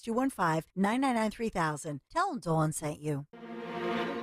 You're invited to witness a groundbreaking documentary, America's Retirement Dilemma, a documentary of Wall Street's rigged system, featuring powerful, exclusive interviews with the top regulator over Wall Street, the former Inspector General of the Securities and Exchange Commission, H. David Kotz. So much money is in the stock market. It may make sense to take things out in turbulent times to ensure that you're not living and dying by the Dow going up and down. The Chief Accountability Officer over the federal government, former U.S. Comptroller General David Walker. If we have another recession, the federal government doesn't have any more tools in its toolbox. Hear these experts and more of the nation's most powerful industry leaders and witness this expose of the dilemma facing the American retiree and receive an education on how to be prepared at Springfield Country Club on October 24th, followed by complimentary dinner. 800-722-9728 or crashproofretirement.com. 1-877 Cars for Kids.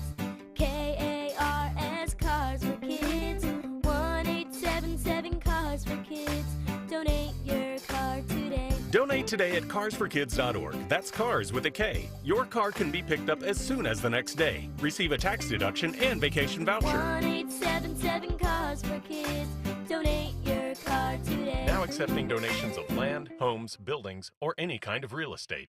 Hi, this is Dom Giordana. Do you feel like you're always looking for another energy boost? Well, skip the artificial choice and try increasing energy at the cellular level. Orosine from Rescue Natural Supplements helps our body produce the natural fuel to get rid of that stubborn feeling of fatigue. Plus, Orosine helps support a healthy heart and blood pressure. Right now, Orosine is buy one, get one free for our exclusive radio listeners. Just use the code FUEL, F-U-E-L. When placing that order, call them today at 800-26-LIVE. 800-262-5483. Speak to a knowledgeable product consultant or use the code online when you visit res-q.com, res-q.com. Again, be sure to use the code FUEL, F-U-E-L, for the special buy one, get one free offer on Rescue Orosine. This is a clinically proven, heart-healthy way to naturally boost energy level. Remember, use the code FUEL, F-U-E-L, at res-q.com and do it today.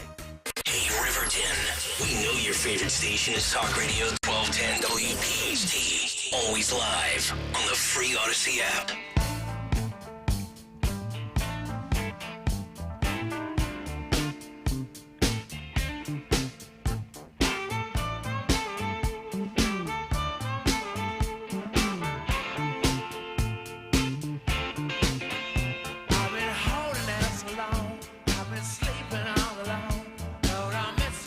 Kayal Company, Wednesday morning here on Talk Radio 1210 WPHT. Nick Kayal, Dawn Stensland, Greg Stocker, chopping it up, breaking it down as we welcome in the man, the myth, the legend. You follow him on Twitter.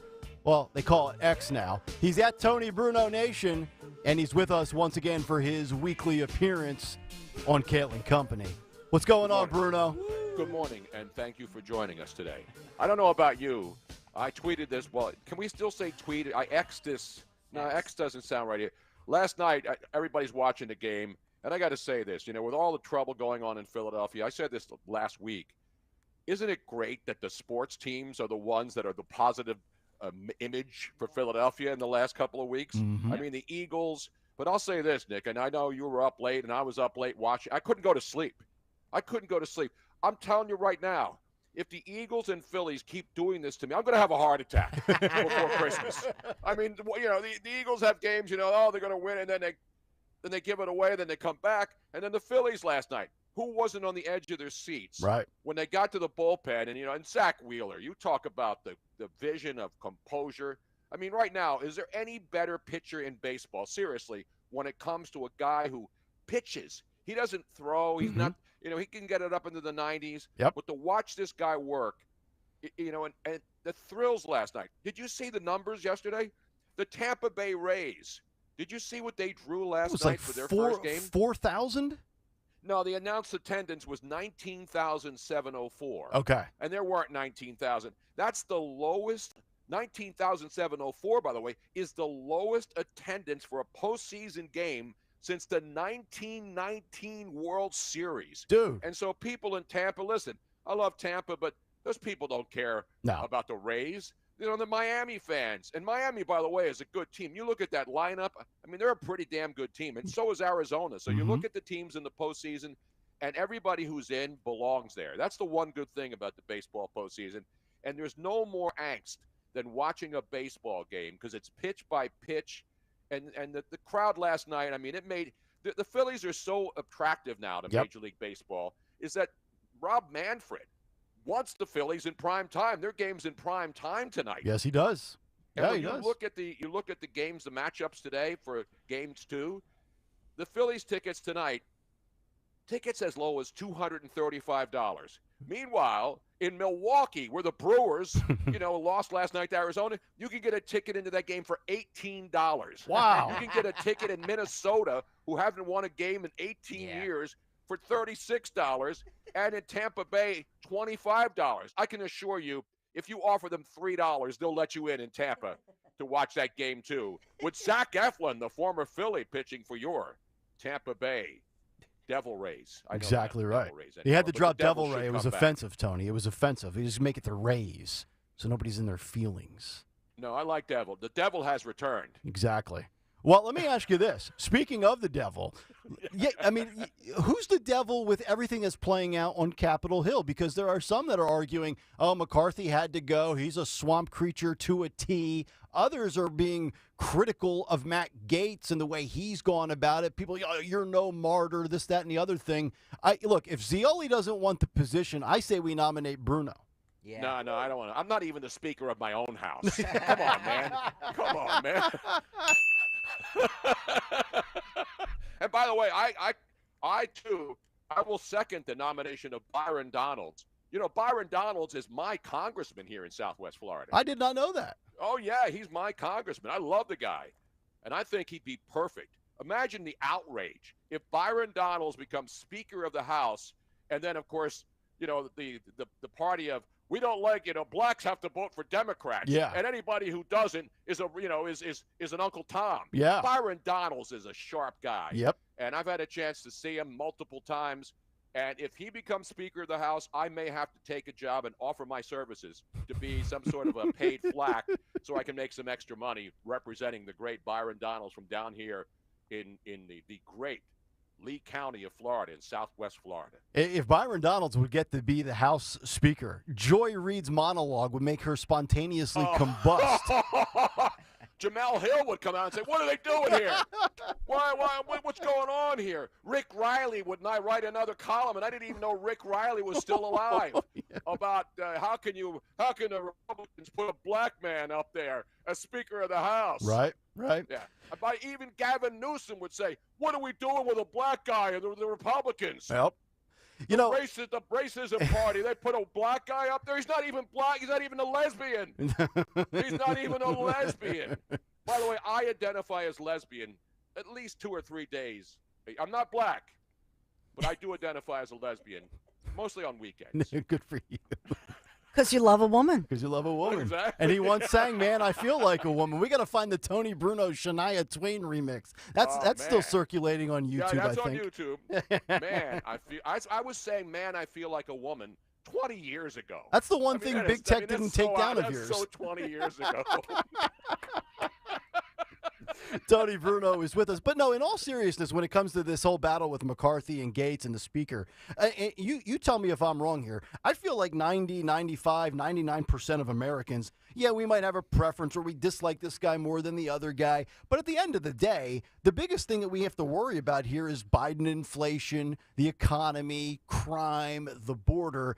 Those are the things that I want solutions for and to, not so much about which guy's getting up there as the shill of the party and being a puppet and speaking and doing all the negotiations. Like, I'm worried about the real world, everyday issues that are plaguing our country and taking us into the abyss here, Tony. No, I agree with you. The average person, does the average person care who the Speaker of the House is? I mean, the one good thing, if you want to look at this from the little guy against the big guy, I mean, in how many businesses can you have your boss fired? Basically, the boss got fired. I've been trying to get right? Greg out for weeks. Exactly. Imagine if every company where people don't like their boss decide they're going to have a vote, and then the boss gets voted off the island. Yeah. Amazing. How great is that? Yes. Tony, Like they fired the boss. Who gets to fire the boss? I know. Tony Bruno's joining us live from Florida as he does each and every Wednesday here on Kale and And Company. by the way, the weather's becoming perfect now. Oh, yeah? there. Well, it's perfect. Yeah, It's all the perfect up license here, plate too. Colors are changing now. Uh-huh. I mean, it's at that time of the year where the humidity started, the dew points down in the 60s. Yeah. But it was 85 great today. watching what's that? 85 here today, Tony. Oh, it's a beautiful night Yeah. for baseball. Yeah, Let's- it is but I got to exactly tell right. you, man, I'm so proud of Philadelphia. You know, all the stuff we talk about the city and what happened with the rioting and looting and, you know, Larry Krasner and all this other meatball and all this other crap. The sports in this city is what keeps this city together. Mhm. Seeing all those people, all different walks of life, enjoying something great about the Phillies. Sports is what unites every city. And I tweeted this last night. There is no city on earth, forget about just in this country, no city on earth is as passionate and into it as Philadelphia sports. This was a game one of a wild card series, and those people, every pitch, it wasn't like, okay, it's 3-2 and there's 2 outs and everybody's standing. They were standing up on every strike 2 count that Zach Wheeler had last night. I mean, it was electric, and even the guys at ESPN, they were like couldn't believe how amazing the city was last night. That's the kind of Red October. That's the kind of passion we have in Philly. Passion for good, Mhm. not passion for bad. Exactly right. Tony Bruno is with us here on Talk Radio 1210 By the way, WPHT. what are you doing at 2:15 today? Me? I want to know. The death signal's coming down. Uh-oh. Are you going to shut your phone off? What are we going to do? This No, is going to be like Y2K. What is this? I don't even. I'm totally in the dark here. You don't know about these the emergency broadcast thing at 2:15 this No. afternoon? The government's going to send out a signal for like 30 minutes. Because on radio you have to. This is a test of the emergency Yeah. broadcast system. Yep. This is only a test. Yeah. If this were a real emergency, Joe Biden would be asleep, and then have to give him another shot in the ass to wake him up. That kind of stuff. So we're all going to be without cell phone and internet for 30 minutes? I don't know. There's going to be a constant tone. It's going to be like the Outer Limits. It's going to be like the day the Earth stood still. Remember when the guy came down and said "Iktu Naktu," whatever the hell he said? Yeah. Remember the robot? Uh-huh. Still, the original day the Earth stood still is the greatest, even though it's old. And then the robot comes down. Yep. Down the ramp out of the spaceship. You know what I'm saying? Uh-huh. Tony, you have to add that the conspiracy theorists are saying that this signal, because it's nationwide, and Yes. even like Russia's doing something, Yes. Europe is doing, everybody's doing this at the same time. So the conspiracy theory is that they're sending some kind of a message in this. Follow me. Take me to your leader. We don't have one. Get out. The conspiracy theorists are telling people to turn your phone off at 2:00 just to make sure that you don't receive the message. Exactly. That's the most hard. That's Miss Robin, who, by the way, there's no person that can turn their phone off at 2:15 in the afternoon. Let's be honest. I can't even Who's do it gonna when be I'm tempted napping. to turn their phone off. This is not one of those 60-second tests where they have a couple of beeps, beep, Yep. beep, Yep. beep. This is supposed to last a half an hour. Oh, boy. Wow. A half an hour tone. Wow. Now, I think that I figured it out. I think this is Apple is doing this. Because you see the commercials for the new iPhone 15? I have. And it's like this meteor coming in from space. And that's what they knew, titanium. That's where titanium comes from. Mm-hmm. And then the phone, the titanium comes down, and then it becomes an iPhone. And then Common goes into his barbershop where he's pretending to trim his beard. Common. That kind of stuff. my And titanium. So I believe that this is a message from Apple. If you have an iPhone 15, it will blow up this afternoon at 2:15. So Cool. I recommend everybody right now, if you stole an iPhone last week in Center City, Philadelphia, at the Apple store, please throw it into the Delaware River today. You do not want to be involved with any kind of death rays or any kind of messages being sent from somewhere in space. Maybe Elon Musk. Everybody must eat, Tone. Exactly right. Yeah. And I got to This get is Mars Attacks. And remember, there was another great, wasn't it Mars Needs Women, too? Wasn't that a great movie from back in the day? Well, we all need women, right? I mean, come on. Well, It's a given. got that right. Damn right. I got to get, speaking of women, I got to get, and this is a serious story, and like this is not by any stretch sexist at all, but this story that is played out, Trevor Bauer, the pitcher for the Dodgers, who has basically been out of baseball for the last couple of years over what we now have found out to be false rape accusations, and the media malpractice and complicity that went along with this story, Tony, of one specific writer for The Athletic who was completely aware that Trevor Bauer did not assault this lady and still went ahead with her reporting. I mean, there is a lot of people that need to lose jobs over this. I totally agree. And with that's you, not Nick. me. That's not me like banging against women, but like we just can't rush to the judgment every single time and say so and so's guilty before we have the facts. Exactly. Listen, I'm one of those guys. Believe all women. I do, but then I have to also have the facts because we've seen hoaxes, whether it's women, men. You know, whether it's Juicy Smollett or any of these people. Anybody's potentially, you know, looking to do a hoax to get publicity, and then they don't pay the consequences. Juicy Smollett never paid the dues for what he did. He's still being lionized in Chicago. But this story, and this is what I loved about the way this transpired, because Trevor Bauer the other day, if you haven't seen it, I mean, you talk about a sharp guy who has his act together. He put out a video explaining everything that happened and then brought receipts. He had the receipts of this woman that he slept with, and then she's the one who takes out her camera, laying in bed next to him. He's asleep. She videotapes a message where she's smiling, and then she allegedly said that she was beaten and there were no scars. She was in the room taking a picture, then sued him. The Dodgers, the knee-jerk Dodgers, and as you mentioned, the corrupt sports media that, you know, they'll immediately jump on somebody and convict him of a crime without having all the facts. And then he goes on to this long, you have to watch the video. It's all over the internet. Trevor Bauer sits down and basically breaks down everything that happened, proving, and that she even signed off after the fact that she's not going to sue him anymore. They both parties agreed. Meanwhile, she made $300,000 from an insurance company, is now getting interviewed by people. She should be in jail. She should be in jail. It's like Meatball. You know, her lawyer's coming out and making this about race. This isn't a race case, at least. There were just two dumb white people who had got together at night, you know, like celebrities do when they pick up a groupie. But this chick should be in jail.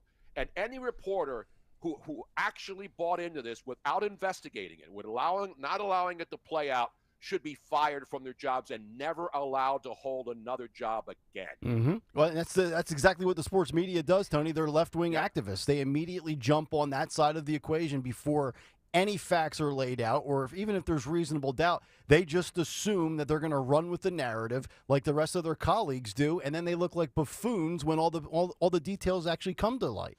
Maybe Trevor shouldn't go out with... I'm sorry. I'm worried about Dawn because as I'm watching the feed, obviously, you know, when I'm seeing you guys, it's in delay. But she keeps bending. She's like leaning over, and I was wondering if she's okay. Yeah, Greg's worried about that, Dawn? too. Greg wants her to stop doing that. He's married. That's how I got my job. How do you think I got my promotion? Stop! My God. And I love it. Tony, how do you think I got the promotion? Oh, stop, Dawn. My Lord. You're by yourself in your little studio there. So I'm just saying, I thought maybe, you know, you don't want to be seen eating on camera and you're leaning over to take No, a I bite was of a fixing my sizzly. I was fixing my lipstick. We're all in different okay. You're having a studios. sizzly and then want people seeing. No. We're all in different studios. We are socially distanced, Tony. Stop the spread. What was your point on that you wanted to make about Trevor Bauer? Oh, Trevor Bauer, here's the thing. Dude, you went out with this crazy chick. Yeah. It's on you. You knew that it was too good to be true. She's a crazy chick. Yeah, you got to stop putting yourself in these spots, right? So don't jump in a river, you know, that you don't know. I'm just saying. Travis Kelce, that's, you know, being warned. Did you see now Travis Kelce came out and said that, you know, he thinks that this whole, you know, stop putting her on all the time is going overboard? When Travis Kelce, who's now on every commercial on television, is suggesting that this is going too far now. I mean, that's what they want. NBC wanted it. They wanted the ratings. Yeah. You know, everybody wanted most of the Swifties. You know, they don't even know if a football is stuffed or inflated. The old acronym. They don't care about the game. They want to watch her. Yeah. And by the way, how things are so bad in New York sports now that the New York Liberty are the only thing that they can hang their hats on, possibly winning it. It's amazing that a WNBA team will probably be the first team, unless they lose to Vegas. That's the only hope for a championship. The Mets suck. The Yankees sucked. Who else? The Giants. The Jets suck. The Giants suck. Who else do they have but the Knicks suck? The Knicks are okay, but they haven't won since the 70s. That's correct. Now you're going to have I wonder if they're going to have a parade down Broadway for the WNBA team if they win the WNBA championship, the only championship in New York sports in decades of any team. It's a great question. They talk about equality all the time and women's sports and this, that, and the other. Will there be a parade? What a great question. And if they're not, then they're sexist. And the mayor who's going over to foreign countries to see how they deal with immigrants. You believe that Mayor Adams, instead of watching what's happening, he went to Mexico to see how they handle immigration. Seriously? And speaking of basketball, Bruno, I got to get your thoughts on this because you have always been one of the biggest supporters of the National Basketball Association. Absolutely. I say that. I love basketball. I love the NBA. You just hate the hype. So the NBA, apparently, there's bipartisan support here in an effort from both Democrats and Republicans to stop the relationship between the NBA and the communist nation we know as China when it comes to apparel sales. I mean, we don't get many bipartisan things in this country, but everybody can agree the NBA and China together is a corrupt relationship that needs to come to an end. Have they run this by LeBron James yet? No, they have not. If LeBron James says, keep making my sneakers, keep making my jerseys in those Muslim slave camps. Yep, the Uyghurs. Once LeBron James issues his decree, then the so-called bipartisan stuff will go away. LeBron will have now he's even giving football picks on his Twitter account. Did you see that? Oh, he is? He picked 2 games last Sunday and went 0 for 2. Wow. I mean, come on, LeBron. Stick to basketball. Exactly right. Get it back to basketball. And speaking of picks with football, Tony, did you know that Greg Stocker likes the Rams this week, plus the 5.5 at home against the Eagles? Your thoughts? Well, I agree. I mean, right now the Eagles they've covered a couple of games, but you're right. You have to. It's like the Phillies, But the Eagles, it's a long season. In baseball, you got if the Phillies lost last night, they'd be in big trouble right now with Zach Wheeler losing. Best of 3. Yep. But you're right. The Eagles are 4-0, and they still don't have it all together. And I look at it and say they're 4-0. But the bottom line is they're not really. You don't know what to expect. You don't know if they're going to blow somebody out. You don't know whether the offense is going to click. So I'm not going to bet against the Eagles. I think they should win. They're going out to L.A., but the Rams, or the Chargers, I should say, the Chargers beat the Raiders, but their quarterback's banged up. He's got a bad finger. I don't know if you saw that. I did. And so, to me, right now, there'll be more Eagle fans out there, though. So that'll be an Eagles home game no doubt. At SoFi Stadium, because any L.A. team, or especially in football, whether it's L.A. Chargers or the L.A. Rams, whenever they play somebody from the East Coast, there's always more fans of the visitors, and nobody travels like Philadelphia Eagle fans, except maybe the Steeler fans. Yep. They go out. And in a couple of weeks, they won't be going out because they realize that the Steelers suck too. Yes, indeed.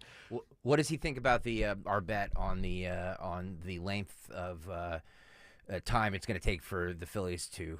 Yeah, Bruno, win? you think the Phillies are going to get this sweep tonight? Because I've got the Phillies winning in 3 with it going the distance. Stocker's calling for the sweep with the hometown team. Well, if they win tonight, it's over. Then they moved on. So now Roger King's on there going crazy about the Phillies have been good for 2 years. 2 years? The Atlanta Braves have been good for decades, but how many World Series do they have? Exactly. So, I mean, you can get into those semantical arguments. Sure. Is semantical a word? Sure. I don't know. If it is, I'll create one. But the bottom line is this. You know what? The Philly teams, the Eagles are doing well. It's amazing that the Sixers, who looked like they were the closest team to winning a championship, are now completely off the radar. Now they're waiting for what's-his-face to come crawling back. Yeah, Harden. James Harden, who's like, I'm going to China, I'm going here. Good. And now they open camp, and now it's like, oh, he's going to show up any day now. Yeah. Well, ridiculous, man. Last thing for you, speaking of showing up, I told you about this story with our fearless Philadelphia mom, and I'm not sure if you've seen the video, but the lady was, dealing with this little creep with a bike helmet on, jumping and stomping through the back of the window. They caught him now, right? And they got the guy. And they've caught the guy. Yeah. I think we should release the mugshot right now. Yeah. I agree. I want the meatball attorney to represent this guy and then sell matching matching sweatshirts with their mugshots on them. That's Remember when correct. Trump put his mugshot out and everybody was calling, oh, look, he put a mugshot Yes. out. Yep. Now this chick who basically incited riots, even if she didn't go in there, was she not the person who inspired this and got people online to go do this stuff? That's correct. Isn't she an accomplice? And now I see our favorite DA, Larry Krasner, apparently is going to start dropping charges. What? Remember the guy? We are going again. We are arresting people for retail theft. And then 2 days later, it's no, we're going to let him go. Well, he didn't say let him go, but he did say, well, we're looking at the individuals, and let us not forget that most of these people are young. Oh, no. 18 to 25. Yeah. 18 to 25, they're young, and straight. For those who have no priors. Yeah. Sound You know familiar? what Larry Krasner is? You're a real crumb bum. Amen. Yeah, Thank you, Frank. You know what else he is? Crumb creep coward. Yes. And you know what else he is? You are a lush, I can tell by looking at you. Exactly. And Right. he's also. I am woke, mother, and I love it. Howard Stern is going to regret he ever said That's that. right. That's Exactly. right. All right, Bruno, I'm spent. Was it good for you? It was I'm good for shot me. too, man. I need to take a sleeping pill. I don't know if I can make it till 8 o'clock tonight when the Phillies are back on for Well, no, game you got to 2, set your kids. alarm for 2:15. No, I got to shut everything down. I got to shut it down. I'm going to turn off the internet. I'm going Yep. to wait for the Death Star. Exactly. If you see iPhones falling from the sky, you know that this is an attack. And if we don't survive past 2:15, if this is an actual emergency, Yep. will we really even know or care? Nope. Will it matter who the Speaker of the House is come tomorrow? Well, if this is it for us, Tony, it's been real, brother. All right, guys. All right. There Tony he Bruno. is, the great Tony Bruno, live from Florida, in his Phillies bullpen attire, wearing his long toss pullover. Yeah. Nice beautiful. work out of Bruno. Look at him. By the way, I haven't seen it. Like, have you seen any other reports on this 215? No, thing? that's why I was totally caught off guard. I Googled it. I haven't seen anything. I figured if it was real, Dawn would have had it, but I'm Yeah. assuming not. Oh, well. What are you going to do? I don't know. I'll be napping anyway. What the hell? This is the first I'm hearing about this. We should do a little deciphering. Yeah, you think so? I mean, if something's gonna throttle my phone, yeah, during a work day, well, what am I gonna do? No, you've got your phone on Do Not Disturb anyway, so you won't even notice. It's true. It's true. Talk about Dawn not responding to our group text. It's really just a text thread with you and Daniel Valdez. Yeah, and Dorenzo when he wakes up. Yeah. All right, 855-839-1210 is how you climb in if you would like to jump in on the show. The final hour coming up, we've got a couple of stories that I want to get to with COVID. The latest vaccine booster poll finds that more than half of adults say, thanks, but no thanks. Also, mask mandates are coming back. We knew it would happen. We'll tell you about that. And also a lawsuit at Cornell University with individuals that were denied in-person learning that never got their money back, and finally some justice for those individuals that were forced into virtual. Daniel Valdez says it's the FEMA test that they do every 3 years. Oh, FEMA. Cool. It will go off even on Do Not Disturb. Ah. Wow. And it's going to go off for 30 minutes straight? Daniel, do you have any more? Yeah, basically it'll go off, and you can't really, it's kind of like an Amber Alert or a national weather, but you can't turn it off. You just got to let it go. FEMA and FCC. Yeah. Oh, the FCC. FCC. Of Emergency course. alert. Of course. Test messages will be sent to all, not just your cell phone, but all TVs, all radios, and all cell phones. What would we do without the FCC? So what does Dom do for that half hour? Just play a re-air interview? Re-rack like a big interview? And just go to the bathroom? Well, I mean, guys, don't forget we're on 1210 WPHT. That's where the majority of listening is. Yeah.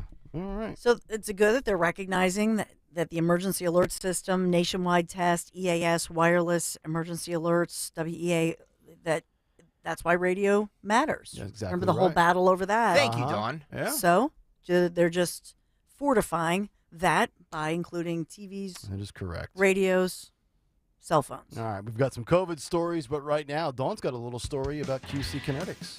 Yeah, because the future of joint pain relief is right here in Philadelphia and our entire region. I'm talking about QC Kinetics, advanced regenerative medicine. This is awesome. It's amazing. So if you've been told, hey, you need more steroids or you need surgery, If you've been told those are your only options, I want you to get a second opinion. Call today. Learn about how you can harness your body's own healing agents to attack that joint pain. This is lasting relief. QC Kinetics does not mask the pain. These treatments go to the very core of the problem, using concentrated healing properties placed directly into your joint, restoring and repairing that damaged tissue.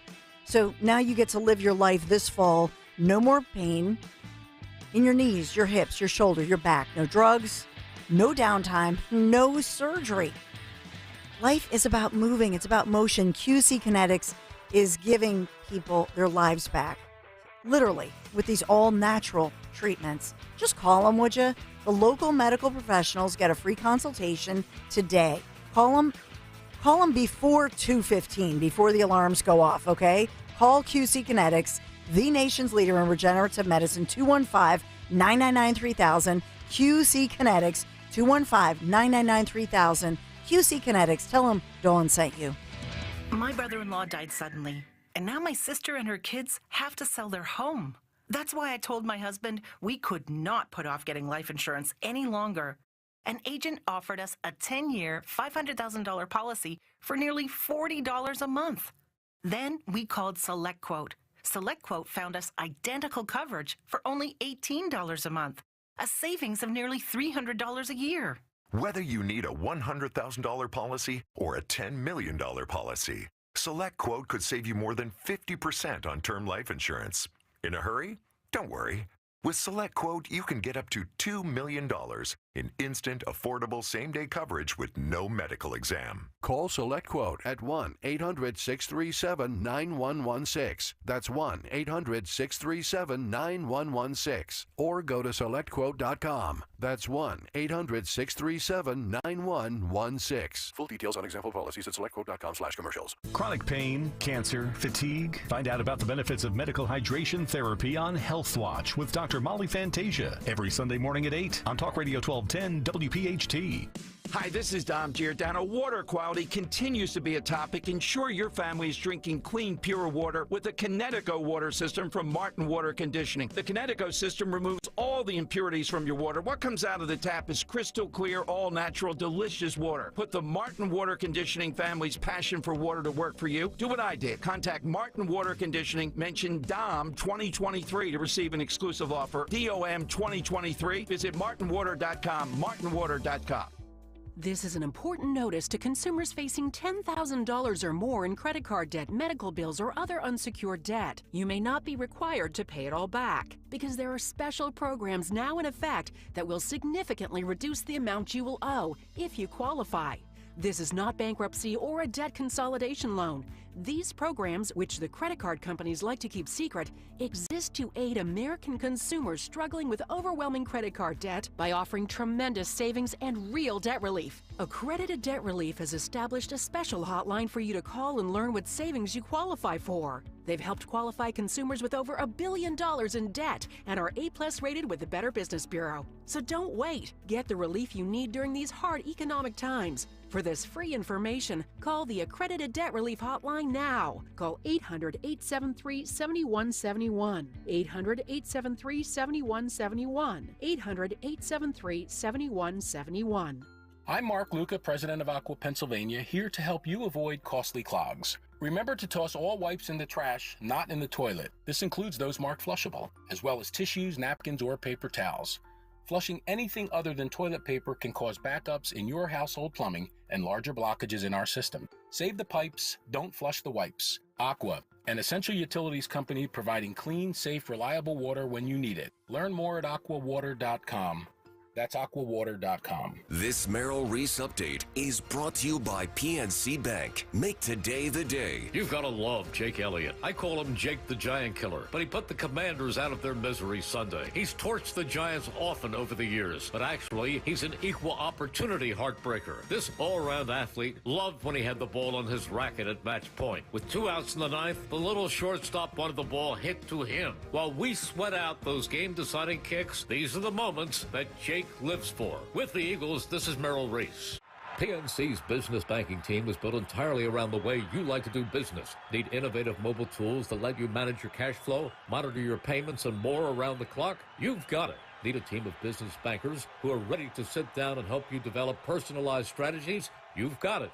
PNC is proud to be a part of the Delaware Valley community. Learn how PNC Bank can make a difference for you and your business at pnc.com/bank your way.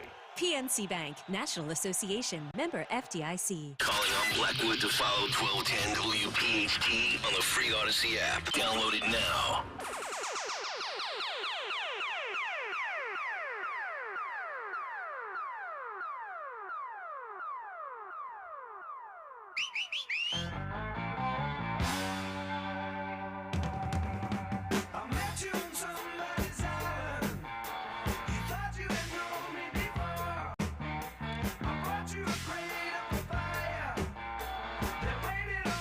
Kayal and Company, Talk Radio 1210, WPHT.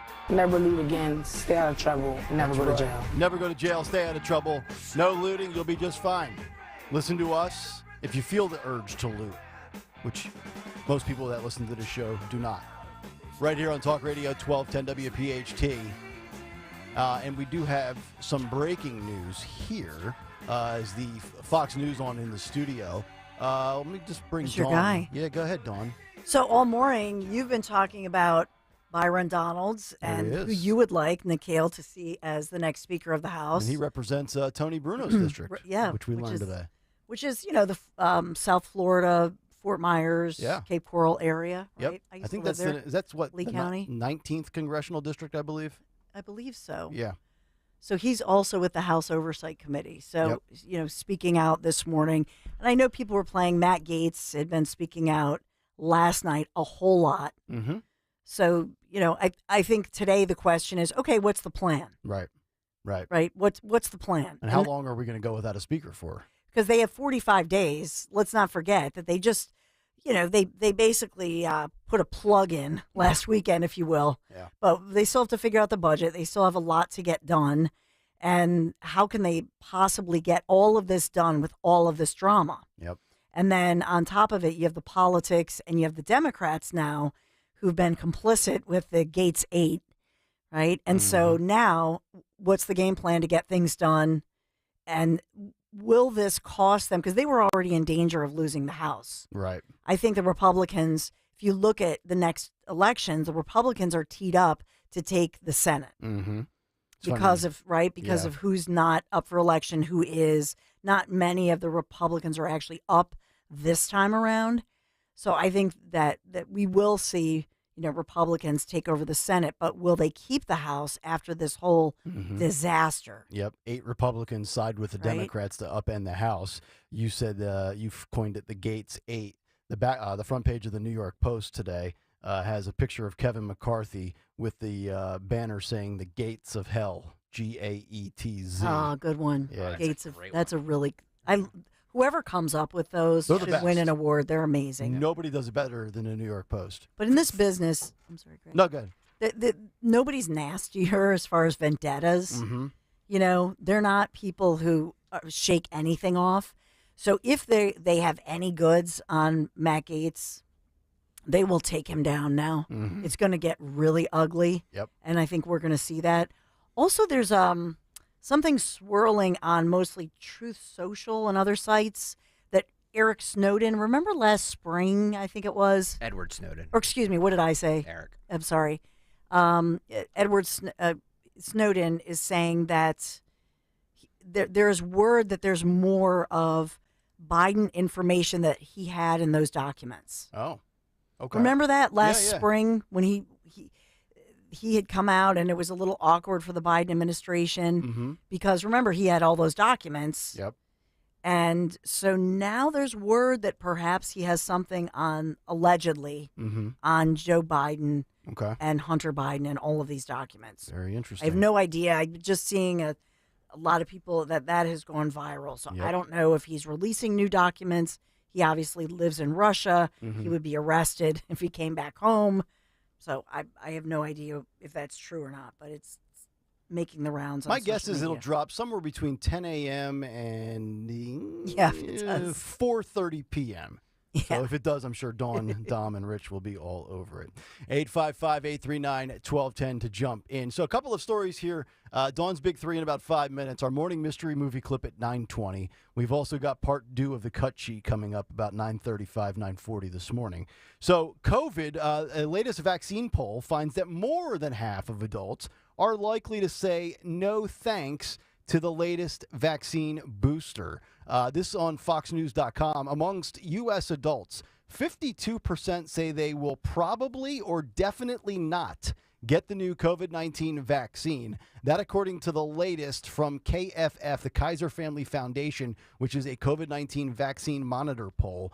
Conversely, 23% of adults definitely plan to get the vaccine. I would say of those 23%, 22.9% of them probably still walk around with a mask, while another 23% will probably get it. Amongst the people who said they definitely or probably will get the shot, most are Democrats and or at least 65 years old. 70% of Democrats plan to get the new vaccine. That's compared to just 24% of Republicans. So this is still a very partisan subject, so to speak. So that is the latest on the latest booster and the likelihood of individuals getting them. And then from the vaccine to masks, which is, I've been telling you, I think this is going to happen. And usually it starts either in California, in Los Angeles, or New York, and then it works its way. It's almost like they go through market ranks. Like, let's start in New York or L.A., that's market 1 or 2,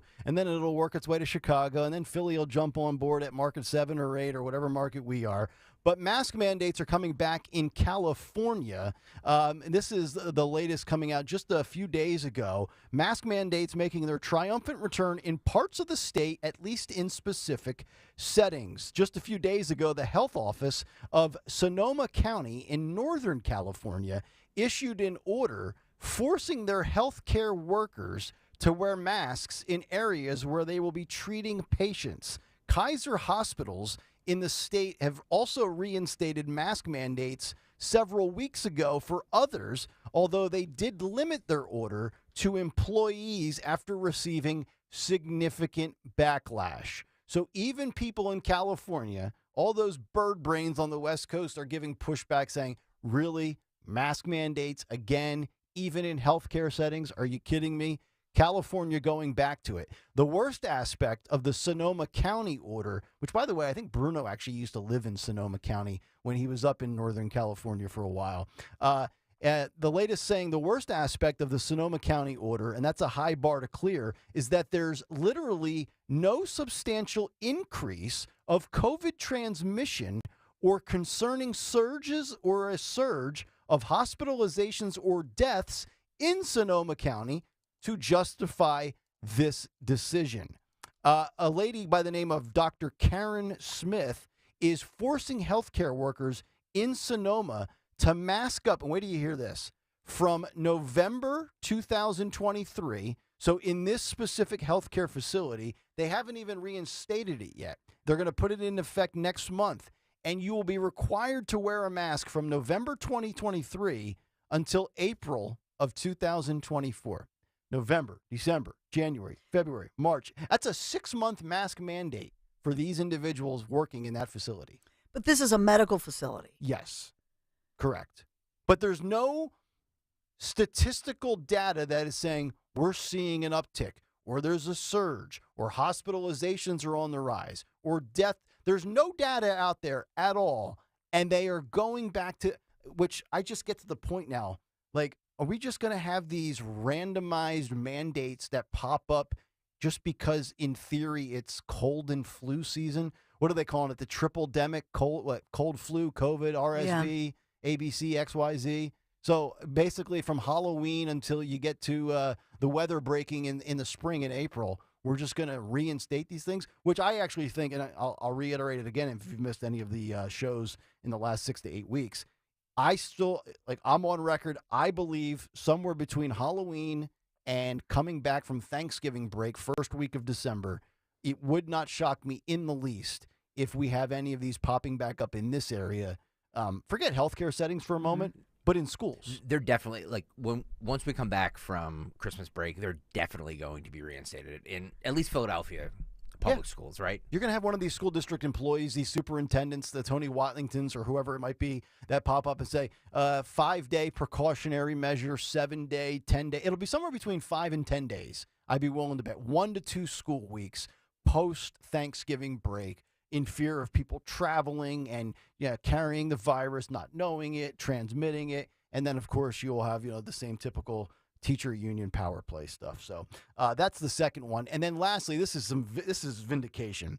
Cornell, so this is Ivy League, of course.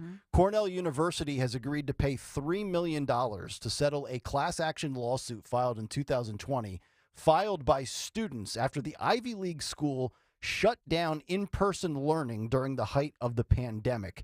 The 2020 April lawsuit accused Cornell of either refusing to reimburse or not adequately returning money to students for tuition fees and other costs that they paid for when typical operations were disrupted by the virus. Essentially, what this lawsuit alleges is that these students wanted that Cornell was basically in breach of contract, and they said, you know what, we're paying for on-campus, in-school, in-person learning, and you're not giving us what we feel is like the adequate refund for sending us to virtual.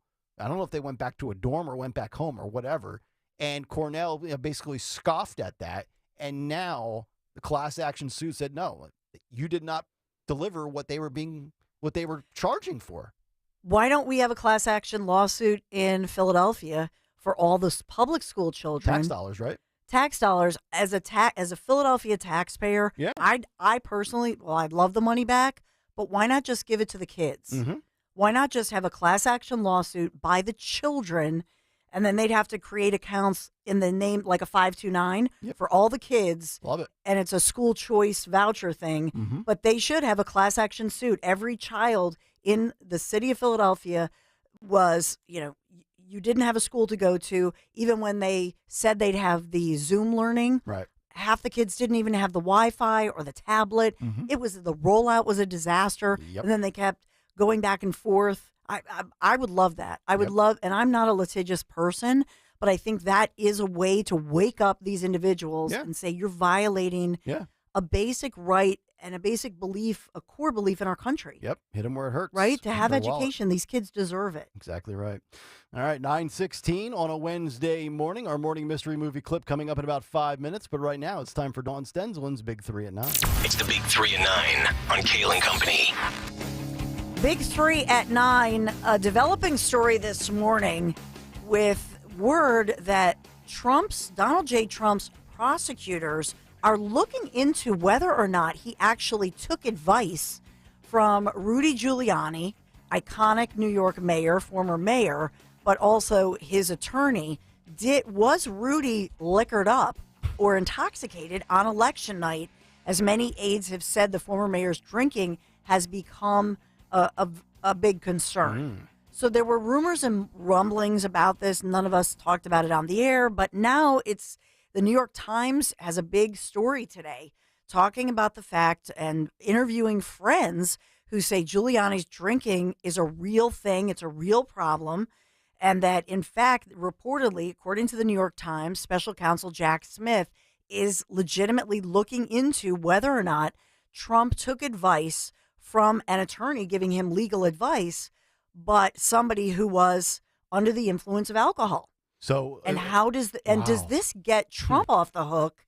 Do you know what I'm saying? Yeah, and also it seems to be like January 6th seems to be a real tough day for Rudy. Allegedly, he drunk giving legal advice, and also allegedly groping that other female. I didn't realize he had a drinking problem like that, though.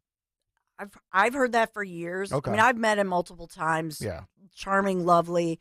He actually officiated at Jodi Applegate's wedding and Michael K. Michael K. Yeah. So I was at their wedding. Larry and I were at their wedding because Larry worked for Pix at the time. Anyway, but lovely to meet him. Charming.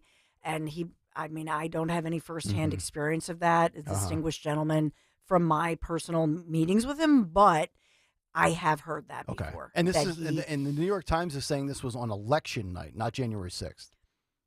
Because then I'm mixing the stories up. Well, no, I mean, I think that they're looking into it, but yes, this would be election night November 2020, 4th, but also throughout that entire period. Remember, he was here in Philadelphia and Pennsylvania. So with all of that, if they're saying, if they're probing whether or not Giuliani, if they're looking into an alleged, actually, that is he an alcoholic, then how does that work in the courts? In other words, if you are taking advice from somebody who has an addiction problem, and they are your attorney, right, and you don't, because think about it, Trump is not a drinker, never has been, but we all know people who, I mean, I have a relative, a woman who I never would have known she had a drinking problem. Really? And had a big corporate job, the whole thing. Yeah. And one day just said to the family, I'm an alcoholic. And we were stunned. Wow. Like, no idea. Yeah. Some people really can mask it and work and be very successful, etc. If that's Come in what and do they're morning shows. Yeah. Never. It's an acquired skill. So you gotta be a pro about it. So some people, so if, let's just say Trump, trusted him because Giuliani he's iconic. I mean, New York City as a mayor and did so much and is revered and loved by many. And so if Trump really thought, hey, Rudy is the guy and he's saying all this, and if indeed it turns out that he's an alcoholic, how does that alter that case? Wow, this is huge. So it's a huge story, but in essence, it gets everybody off the hook. And that being said, it's coming from the New York Times.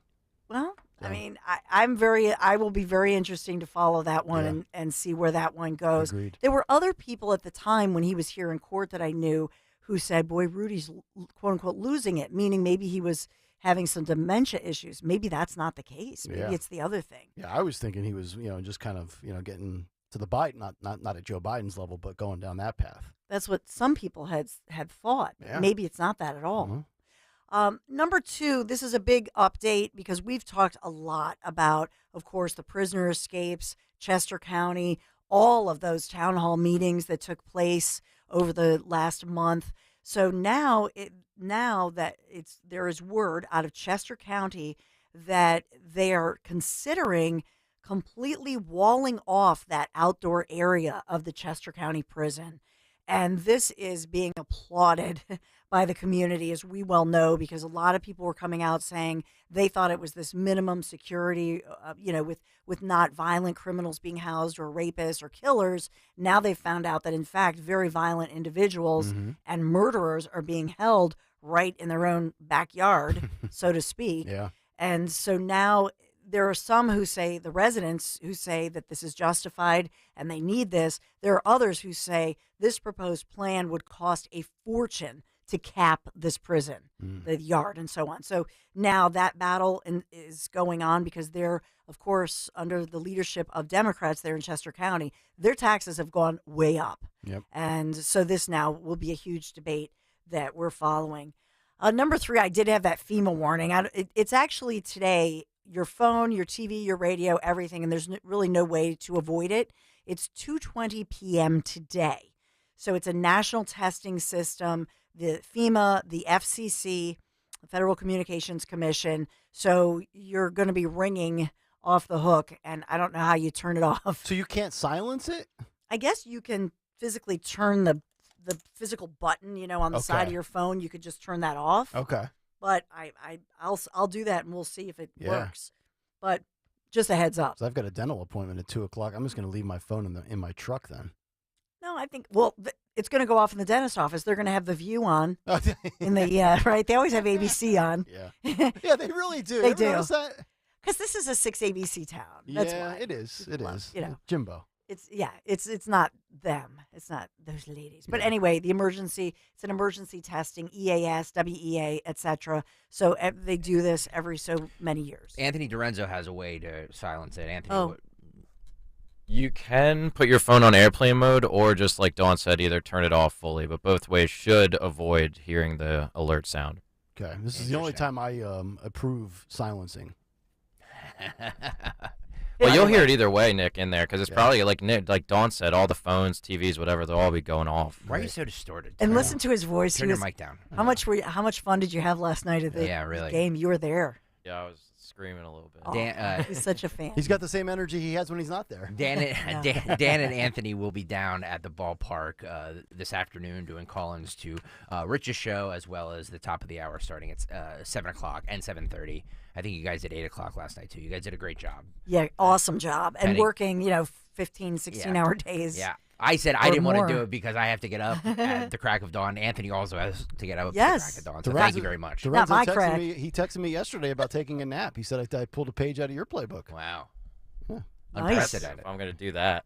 Well, if you want the full playbook, we'll talk off the air. Naps, cocktails, the whole bit. Yeah, last night I had on, so I was flipping around all the stations. I have Zioli on the Odyssey app, so I'm listening to Zioli, and I'm flipping around CNN, Fox, everybody.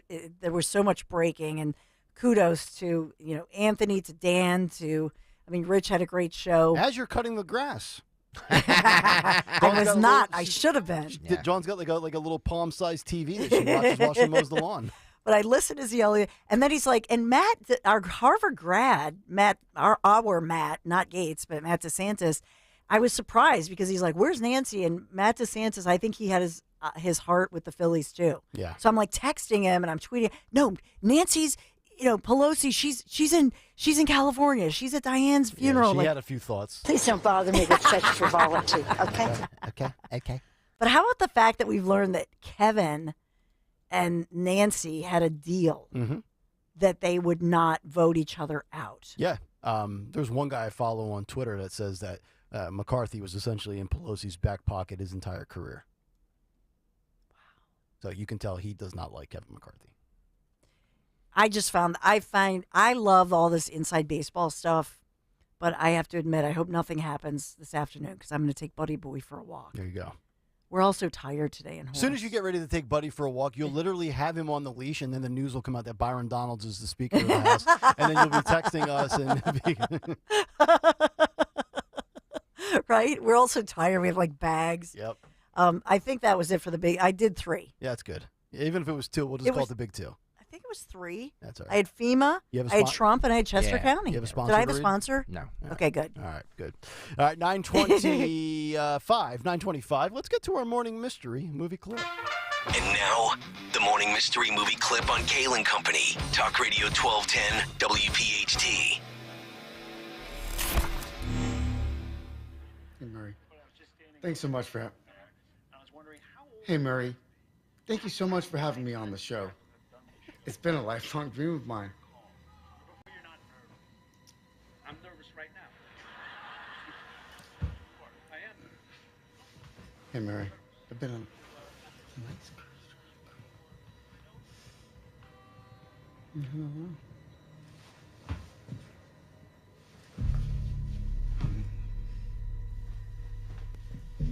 I'm sorry, what's that? That's very funny, Murray. I'm also a comedian. Would you like to hear a joke? Yeah? All of you? Okay. Think you know what it is? Be call at 12 at 855-839-1210, and you could win this great prize. All right, that movie came out 4 years ago today. If you can identify that clip at 855-839-1210 and be caller number 12, you are going to get a pair of tickets to see Andrea Bocelli as he returns to the Wells Fargo Center on December 7th. Tickets on sale at wellsfargocenterphilly.com. Kayal and Company, we are back after this. But first, let me tell you about my friends at the Piazza Auto Group. Maybe you're going to the movies tonight and you're in the market for a new vehicle. Well, you've got, 7-8 hours to the movie? You can get a new vehicle. Look, you're in the market for a truck. The bad weather's going to be coming. We all know it. 75, 80 degrees, whatever. It's eventually going to get bad again, as it always does. And maybe you're tired of a vehicle that struggles, on the Northeast Extension in bad weather or on the Schuylkill, and you're looking for a truck. Well, how about the 2023 Honda Ridgeline? I have the black edition. I recently leased that right before Memorial Day at Piazza Honda of Springfield. But you could also check them out at Philadelphia's location, Langhorne, Pottstown, or Reading to take advantage of 0.9% APR financing. But you know what? If you're not in the market for a truck, that's fine. The Honda Civic, the Accord, the CR-V, the Pilot, and many more. The Piazza Auto Group, now with 17 brands. So Honda, Nissan, Acura, Mercedes, Maserati, Land Rover. They've got something for everybody's favorite size vehicle or well within whatever budget you're working with. And 35 locations, so you can't miss. They are everywhere. It's my go-to for all things automotive. To find your new or certified pre-owned vehicle today, just check them out online, piazzaautogroup.com. Hi, I'm Martha Stewart. Every year, more than 4 million pets enter shelters here in the United States. Many of these animals are rescued from desolate conditions. My friends at American Humane have been helping animals for more than 140 years. They help ensure that pets have a safe, warm shelter during times of need, especially during natural disasters. But pets need forever homes too. Adopting a shelter pet enriches the lives of one's family and allows shelters to help more animals awaiting care. Consider adopting today and take some time to learn more about American Humane's other work, including their efforts to rescue animals in need, certify the humane treatment of farm animals, help ensure the safety of animals on the silver screen, and protect our planet's amazing endangered species at AmericanHumane.org. WPHT, WPHT-HD, WOGL HD3 Philadelphia. From the Cherry Hill Volvo Studios, where relationships matter. Always live on the free Odyssey app. Hi, this is Dr. Brad Schaefer. As a podiatrist, I can tell you no two people's feet are alike, which is why I recommend Dr. Scholl's custom fit orthotic inserts. They're customized for your feet, so you get a unique solution your feet really need, not just a one-size-fits-all insole. They're clinically proven to provide pain relief for achy feet, knees, lower back, plantar fasciitis, and heels. Take the Dr. Scholl's Custom Fit Orthotics Assessment in Walmart today. Now in the foot care aisle. Exergen thermometers are a top choice of medical professionals at highly rated hospitals across the U.S. Accuracy matters, so make Exergen the chosen thermometer for your home and family. Hey, it's Rich Zioli. When it comes to all your home improvement needs, trust is everything. And that's why for years, I've been talking about the amazing work my friends Stephanie and Matt and the entire team at Emmons has done for me and my home. My roof, doors, windows, siding, and yes, remodeling projects. Emmons can bring that same quality of work to all of your kitchen and bathroom remodeling needs. Roofing, siding, windows, doors, and now baths and kitchens. Emmons is the Delaware Valley's one-stop shop for all of your home improvement needs. Call 856-556-3229 and get a free estimate, or go online to emmonsroofing.com, or even better, come visit the Emmons Design Showroom in Cherry Hill. emmonsroofing.com. It's about trust, it's about quality, it's about great work, and that's why me and my family have used them for basically every project we've done to improve our home. emmonsroofing.com. Hey Philly, looking to save big on your next new Nissan? Then look no further than the Bush Auto Group. Right now, you can score rates as low as 0% for 60 months on select models. And that's not all. Every vehicle purchase at the Bush Auto Group comes with over $3,000 in bonus value to drive down the cost of vehicle ownership. Don't wait. Swing by one of our 2 Bush Nissan locations in Limerick and Exton today and drive off with a grin as wide as the Schuylkill Expressway. Visit bushautogroup.com to learn more, and remember, Philly rides with us. We know you're excited because Eagles football is back. With the free Odyssey app, you can jump back and listen to the moments that matter, even if you missed it live. Hear Marks and Reese break down the offense, or listen to Nick Sirianni's interview with the 94 WIP Morning Show. Yeah, I've been in a game where we scored a touchdown and I'm fist pumping with the fans. I don't think I've done that since I played college football. Stay close to the Eagles wherever you are this season. Download the free Odyssey app today. AUDACY. 2 questions. Do you have a small business? Great. And do you have 5 minutes? Even better. You've got everything you need to start an application for quick, hassle-free financing from Capitus. We've helped more than 50,000 small businesses just like yours get competitive financing and the working capital they need in as little as 1 day. So, don't wait. Skip the red tape and get a decision today. Apply at capitus.com/radio. Go to kapitus.com/radio. Don't take shots just to lose weight. NJ Diet's typical results are twice as fast without any of the side effects. You will lose a contractually guaranteed 20 to 40 plus pounds in only 40 days, the natural way. Go to njdiet.com. That's njdiet.com. Bringing in your front line is as easy as 1, 2, key. SEPTA Key Advantage is a unique and valuable transit benefit program that gives your employees all-day, everyday access to the entire SEPTA system. That means your staff can get in for their first, second, or third shifts and even travel the system on their off hours, seamlessly and affordably, all thanks to you. Learn how easy it is to customize a SEPTA Key Advantage program for your team at septa.org/partnerprograms. That's septa.org/partnerprograms. I love crab cakes. He loves crab cakes. She loves crab cakes. Captain Chucky's Crab Cake Company. We love crabcakes.com. Made fresh daily. Party trays, shrimp soups, desserts, and much more. Find out why everybody loves Captain Chucky's. We love crabcakes.com. Calling on Blackwood to follow 1210 WPHT on the free Odyssey app. Download it now.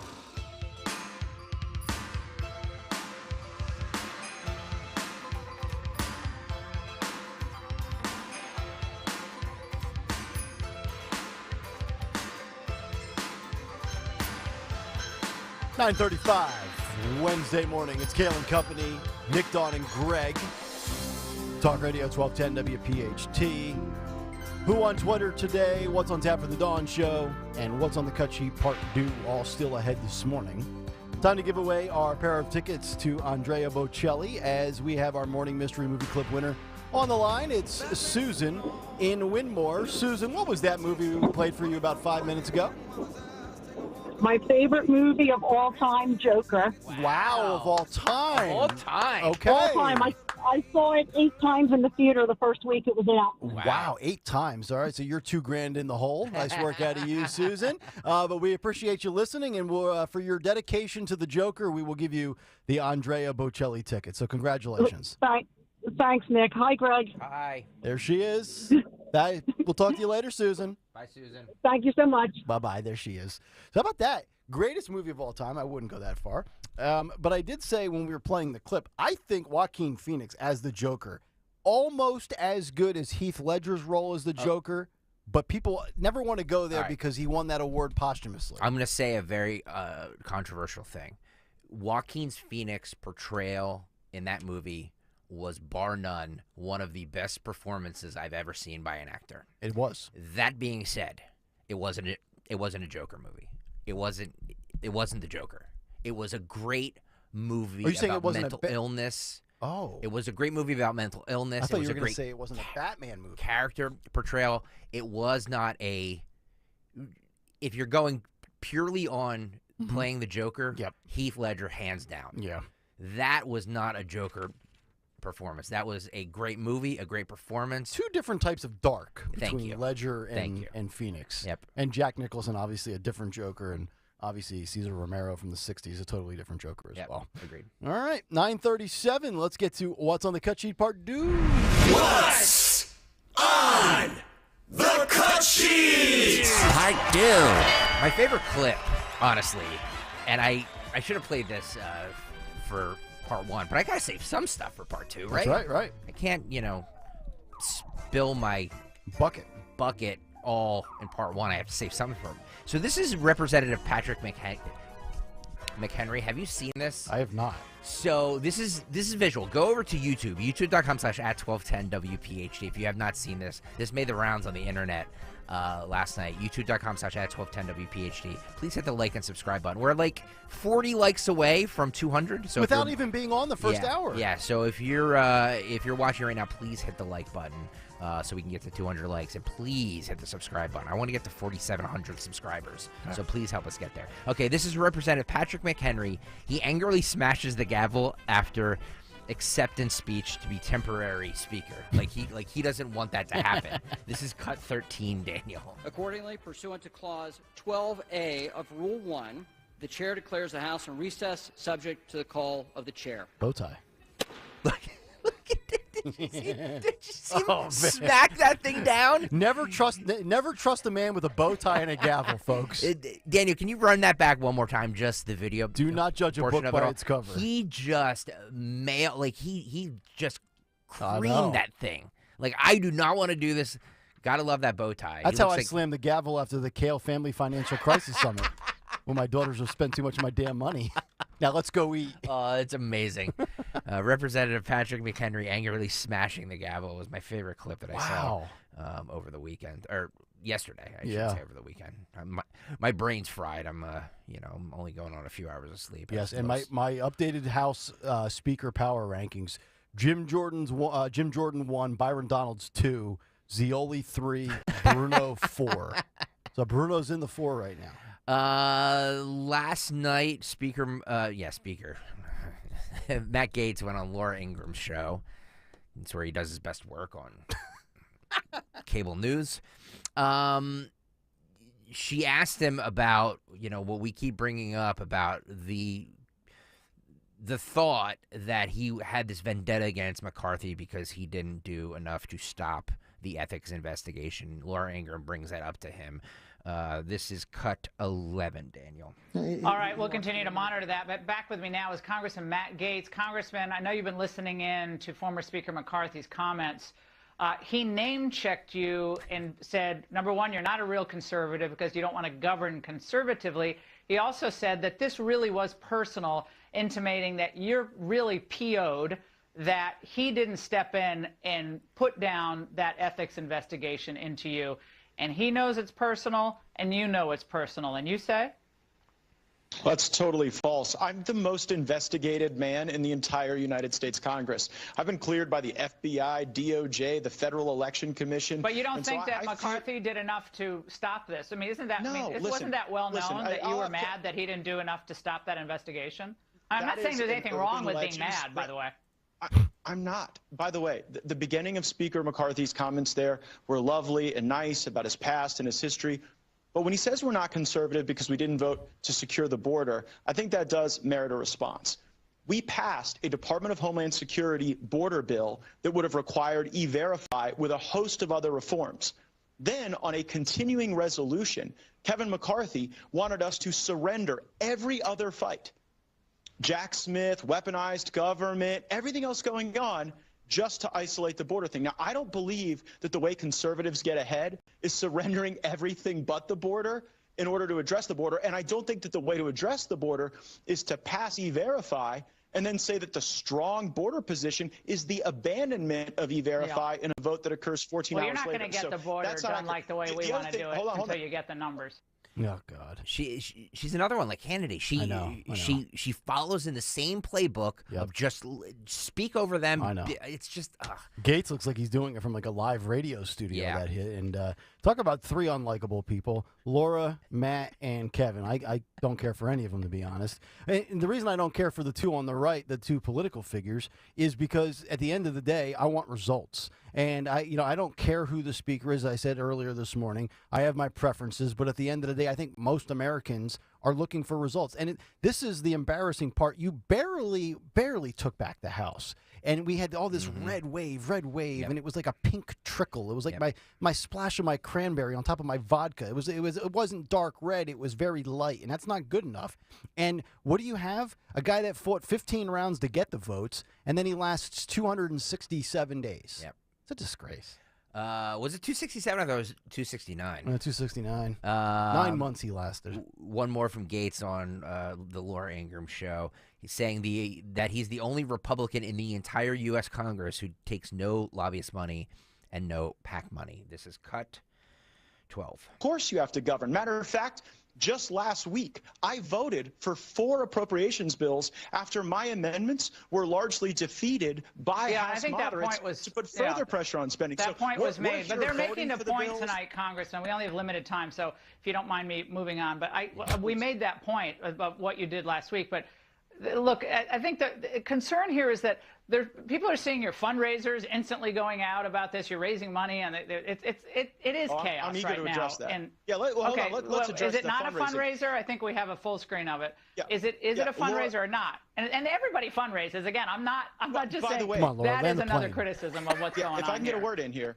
If I can get a word in here. I am the only Republican in the entire United States Congress who takes no lobbyist money and no PAC money. So absolutely, I communicate daily, vigorously with regular Americans, because the only way I'm able to advance my political goals is if just regular folks give me $10, $20, $30. And so I will take no lecture from the likes of people who do 3 lobbyist fundraisers a day and trade favors in order to get cash from special interests on how I raise money. And I take deep offense to anyone who wants to criticize the mailman, the active duty service member, the grandmother who believes in me and goes to mattgates.com to donate. Matter of fact, I hope they do that right now, and I'm not sorry for it at all, because I won't take the lobbyist and PAC money like every other person here does. Well, I think that's awesome that you don't. I think it's fantastic. By the way, I think that's great as well. But like, here's the thing too. You keep like and I'm just going to criticize her. And look, we understand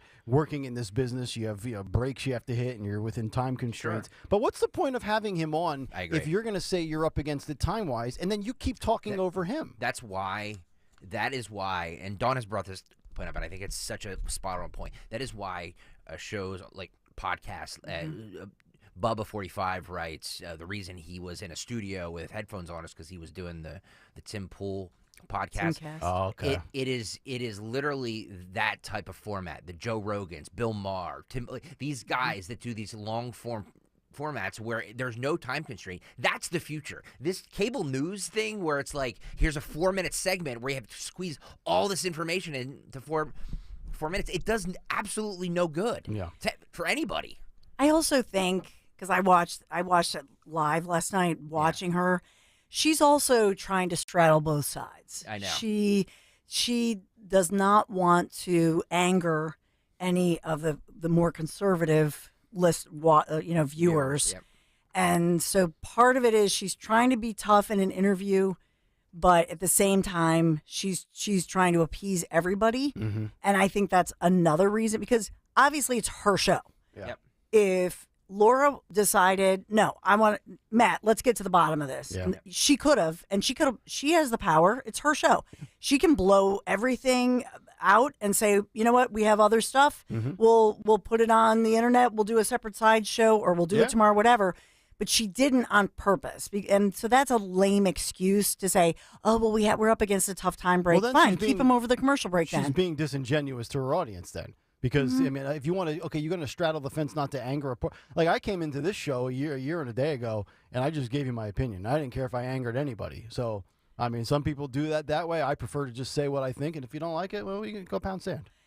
Yeah, I don't know. I think it's more common with a TV personality like that, to Greg's point, than somebody in one of our formats, whether it's podcasters or radio. Well, we're more raw than what I want everybody on this show, no matter what their opinion is, whether you think it's going to tick off the audience or not. I want everybody on this show, on the station, to give their honest opinions, because people, our listeners, our viewers can smell out, can smell sincerity, and if they know you're coming from a good place, you know what I mean, but they just disagree with you. Radio audiences are great at sniffing out frauds. Absolutely. You cannot be a fraud in this business. You cannot. There are 0 frauds that make it in radio. Yeah. And 0. she's done radio for years. Yeah, I'm not saying saying we're not saying that, but I do think she is in a different role and she's staying in her lane. Yeah. I'll put it like that. Yeah. All right. Coming up next, we find out what's on tap for the Dawn Show and who won Twitter today. It's all still ahead on Kayal and Company, Talk Radio 1210 WPHT. Finding great candidates to hire can be like, well, trying to find a needle in a haystack. Sure, you can post your job to some job board, but then all you can do is hope the right person comes along, which is why you should try ZipRecruiter for free at ZipRecruiter.com/free. ZipRecruiter doesn't depend on candidates finding you. Its powerful technology identifies people with the right experience and actively invites them to apply to your job. You get qualified candidates fast. So while other companies might deliver a lot of hay, ZipRecruiter finds you what you're looking for. The needle in the haystack. 4 out of 5 employers who post a job on ZipRecruiter get a quality candidate through the site within the first day. ZipRecruiter, the smartest way to hire. And right now, you can try ZipRecruiter for free. That's right, free. Just go to this exclusive web address, ZipRecruiter.com/free. That's ZipRecruiter.com/free. ZipRecruiter.com/free. Is the IRS after you? Do you owe them so much money you will never be able to pay them? Are they levying your bank accounts, garnishing your paycheck? Are you making monthly payments you cannot afford? If so, you need to call the Tax Problem Solver at 609-970-4634. I'm Charles Montesino, and I solve IRS problems. Do Do you have unpaid income or payroll taxes? Do you have unfiled returns? The IRS is starting to audit the employee retention credits. It doesn't matter. I can help. All I do is help people with IRS problems. I'm a certified public accountant and certified tax resolution specialist. That makes me one of the few people in the entire country that can help you. Again, my name is Charles Montesino, and I solve IRS problems. Call me at 609-970-4634 or go to taxproblemsolved.com. That's 609-970-4634. Call now and get started on the road to relief. Again, the number is 609-970-4634.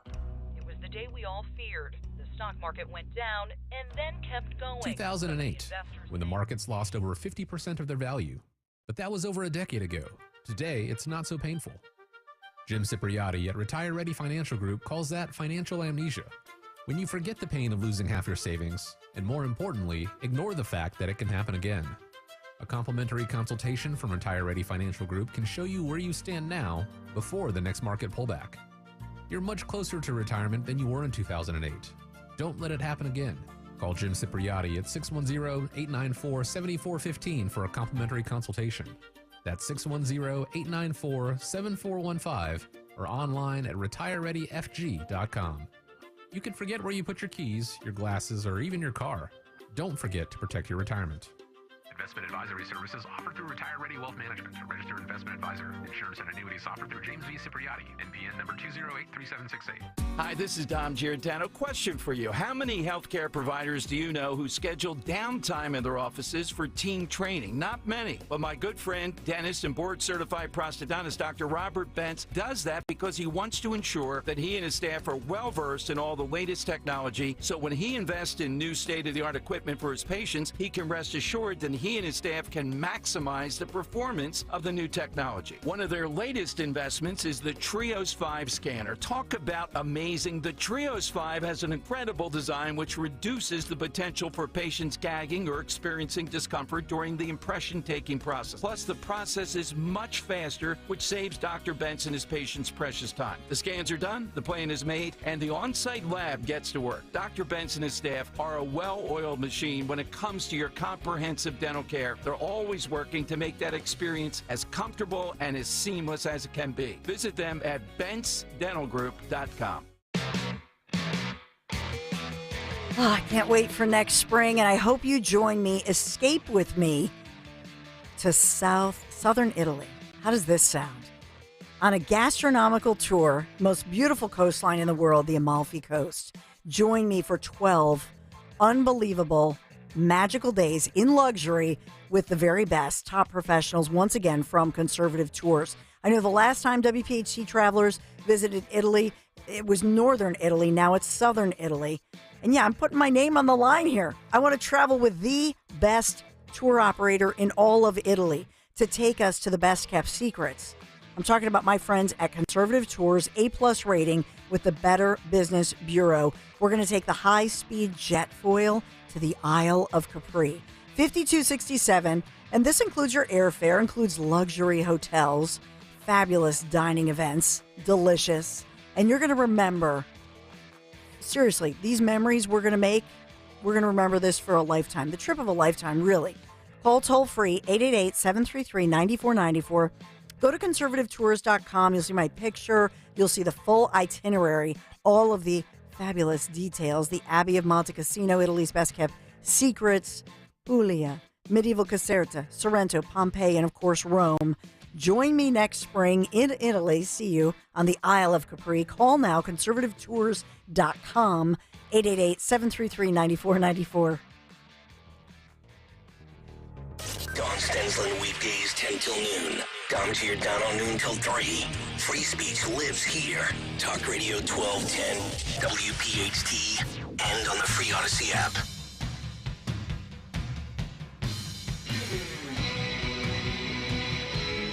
$9:53, Kayal and Company winding things down on a Wednesday. Don't forget tomorrow, 9 o'clock.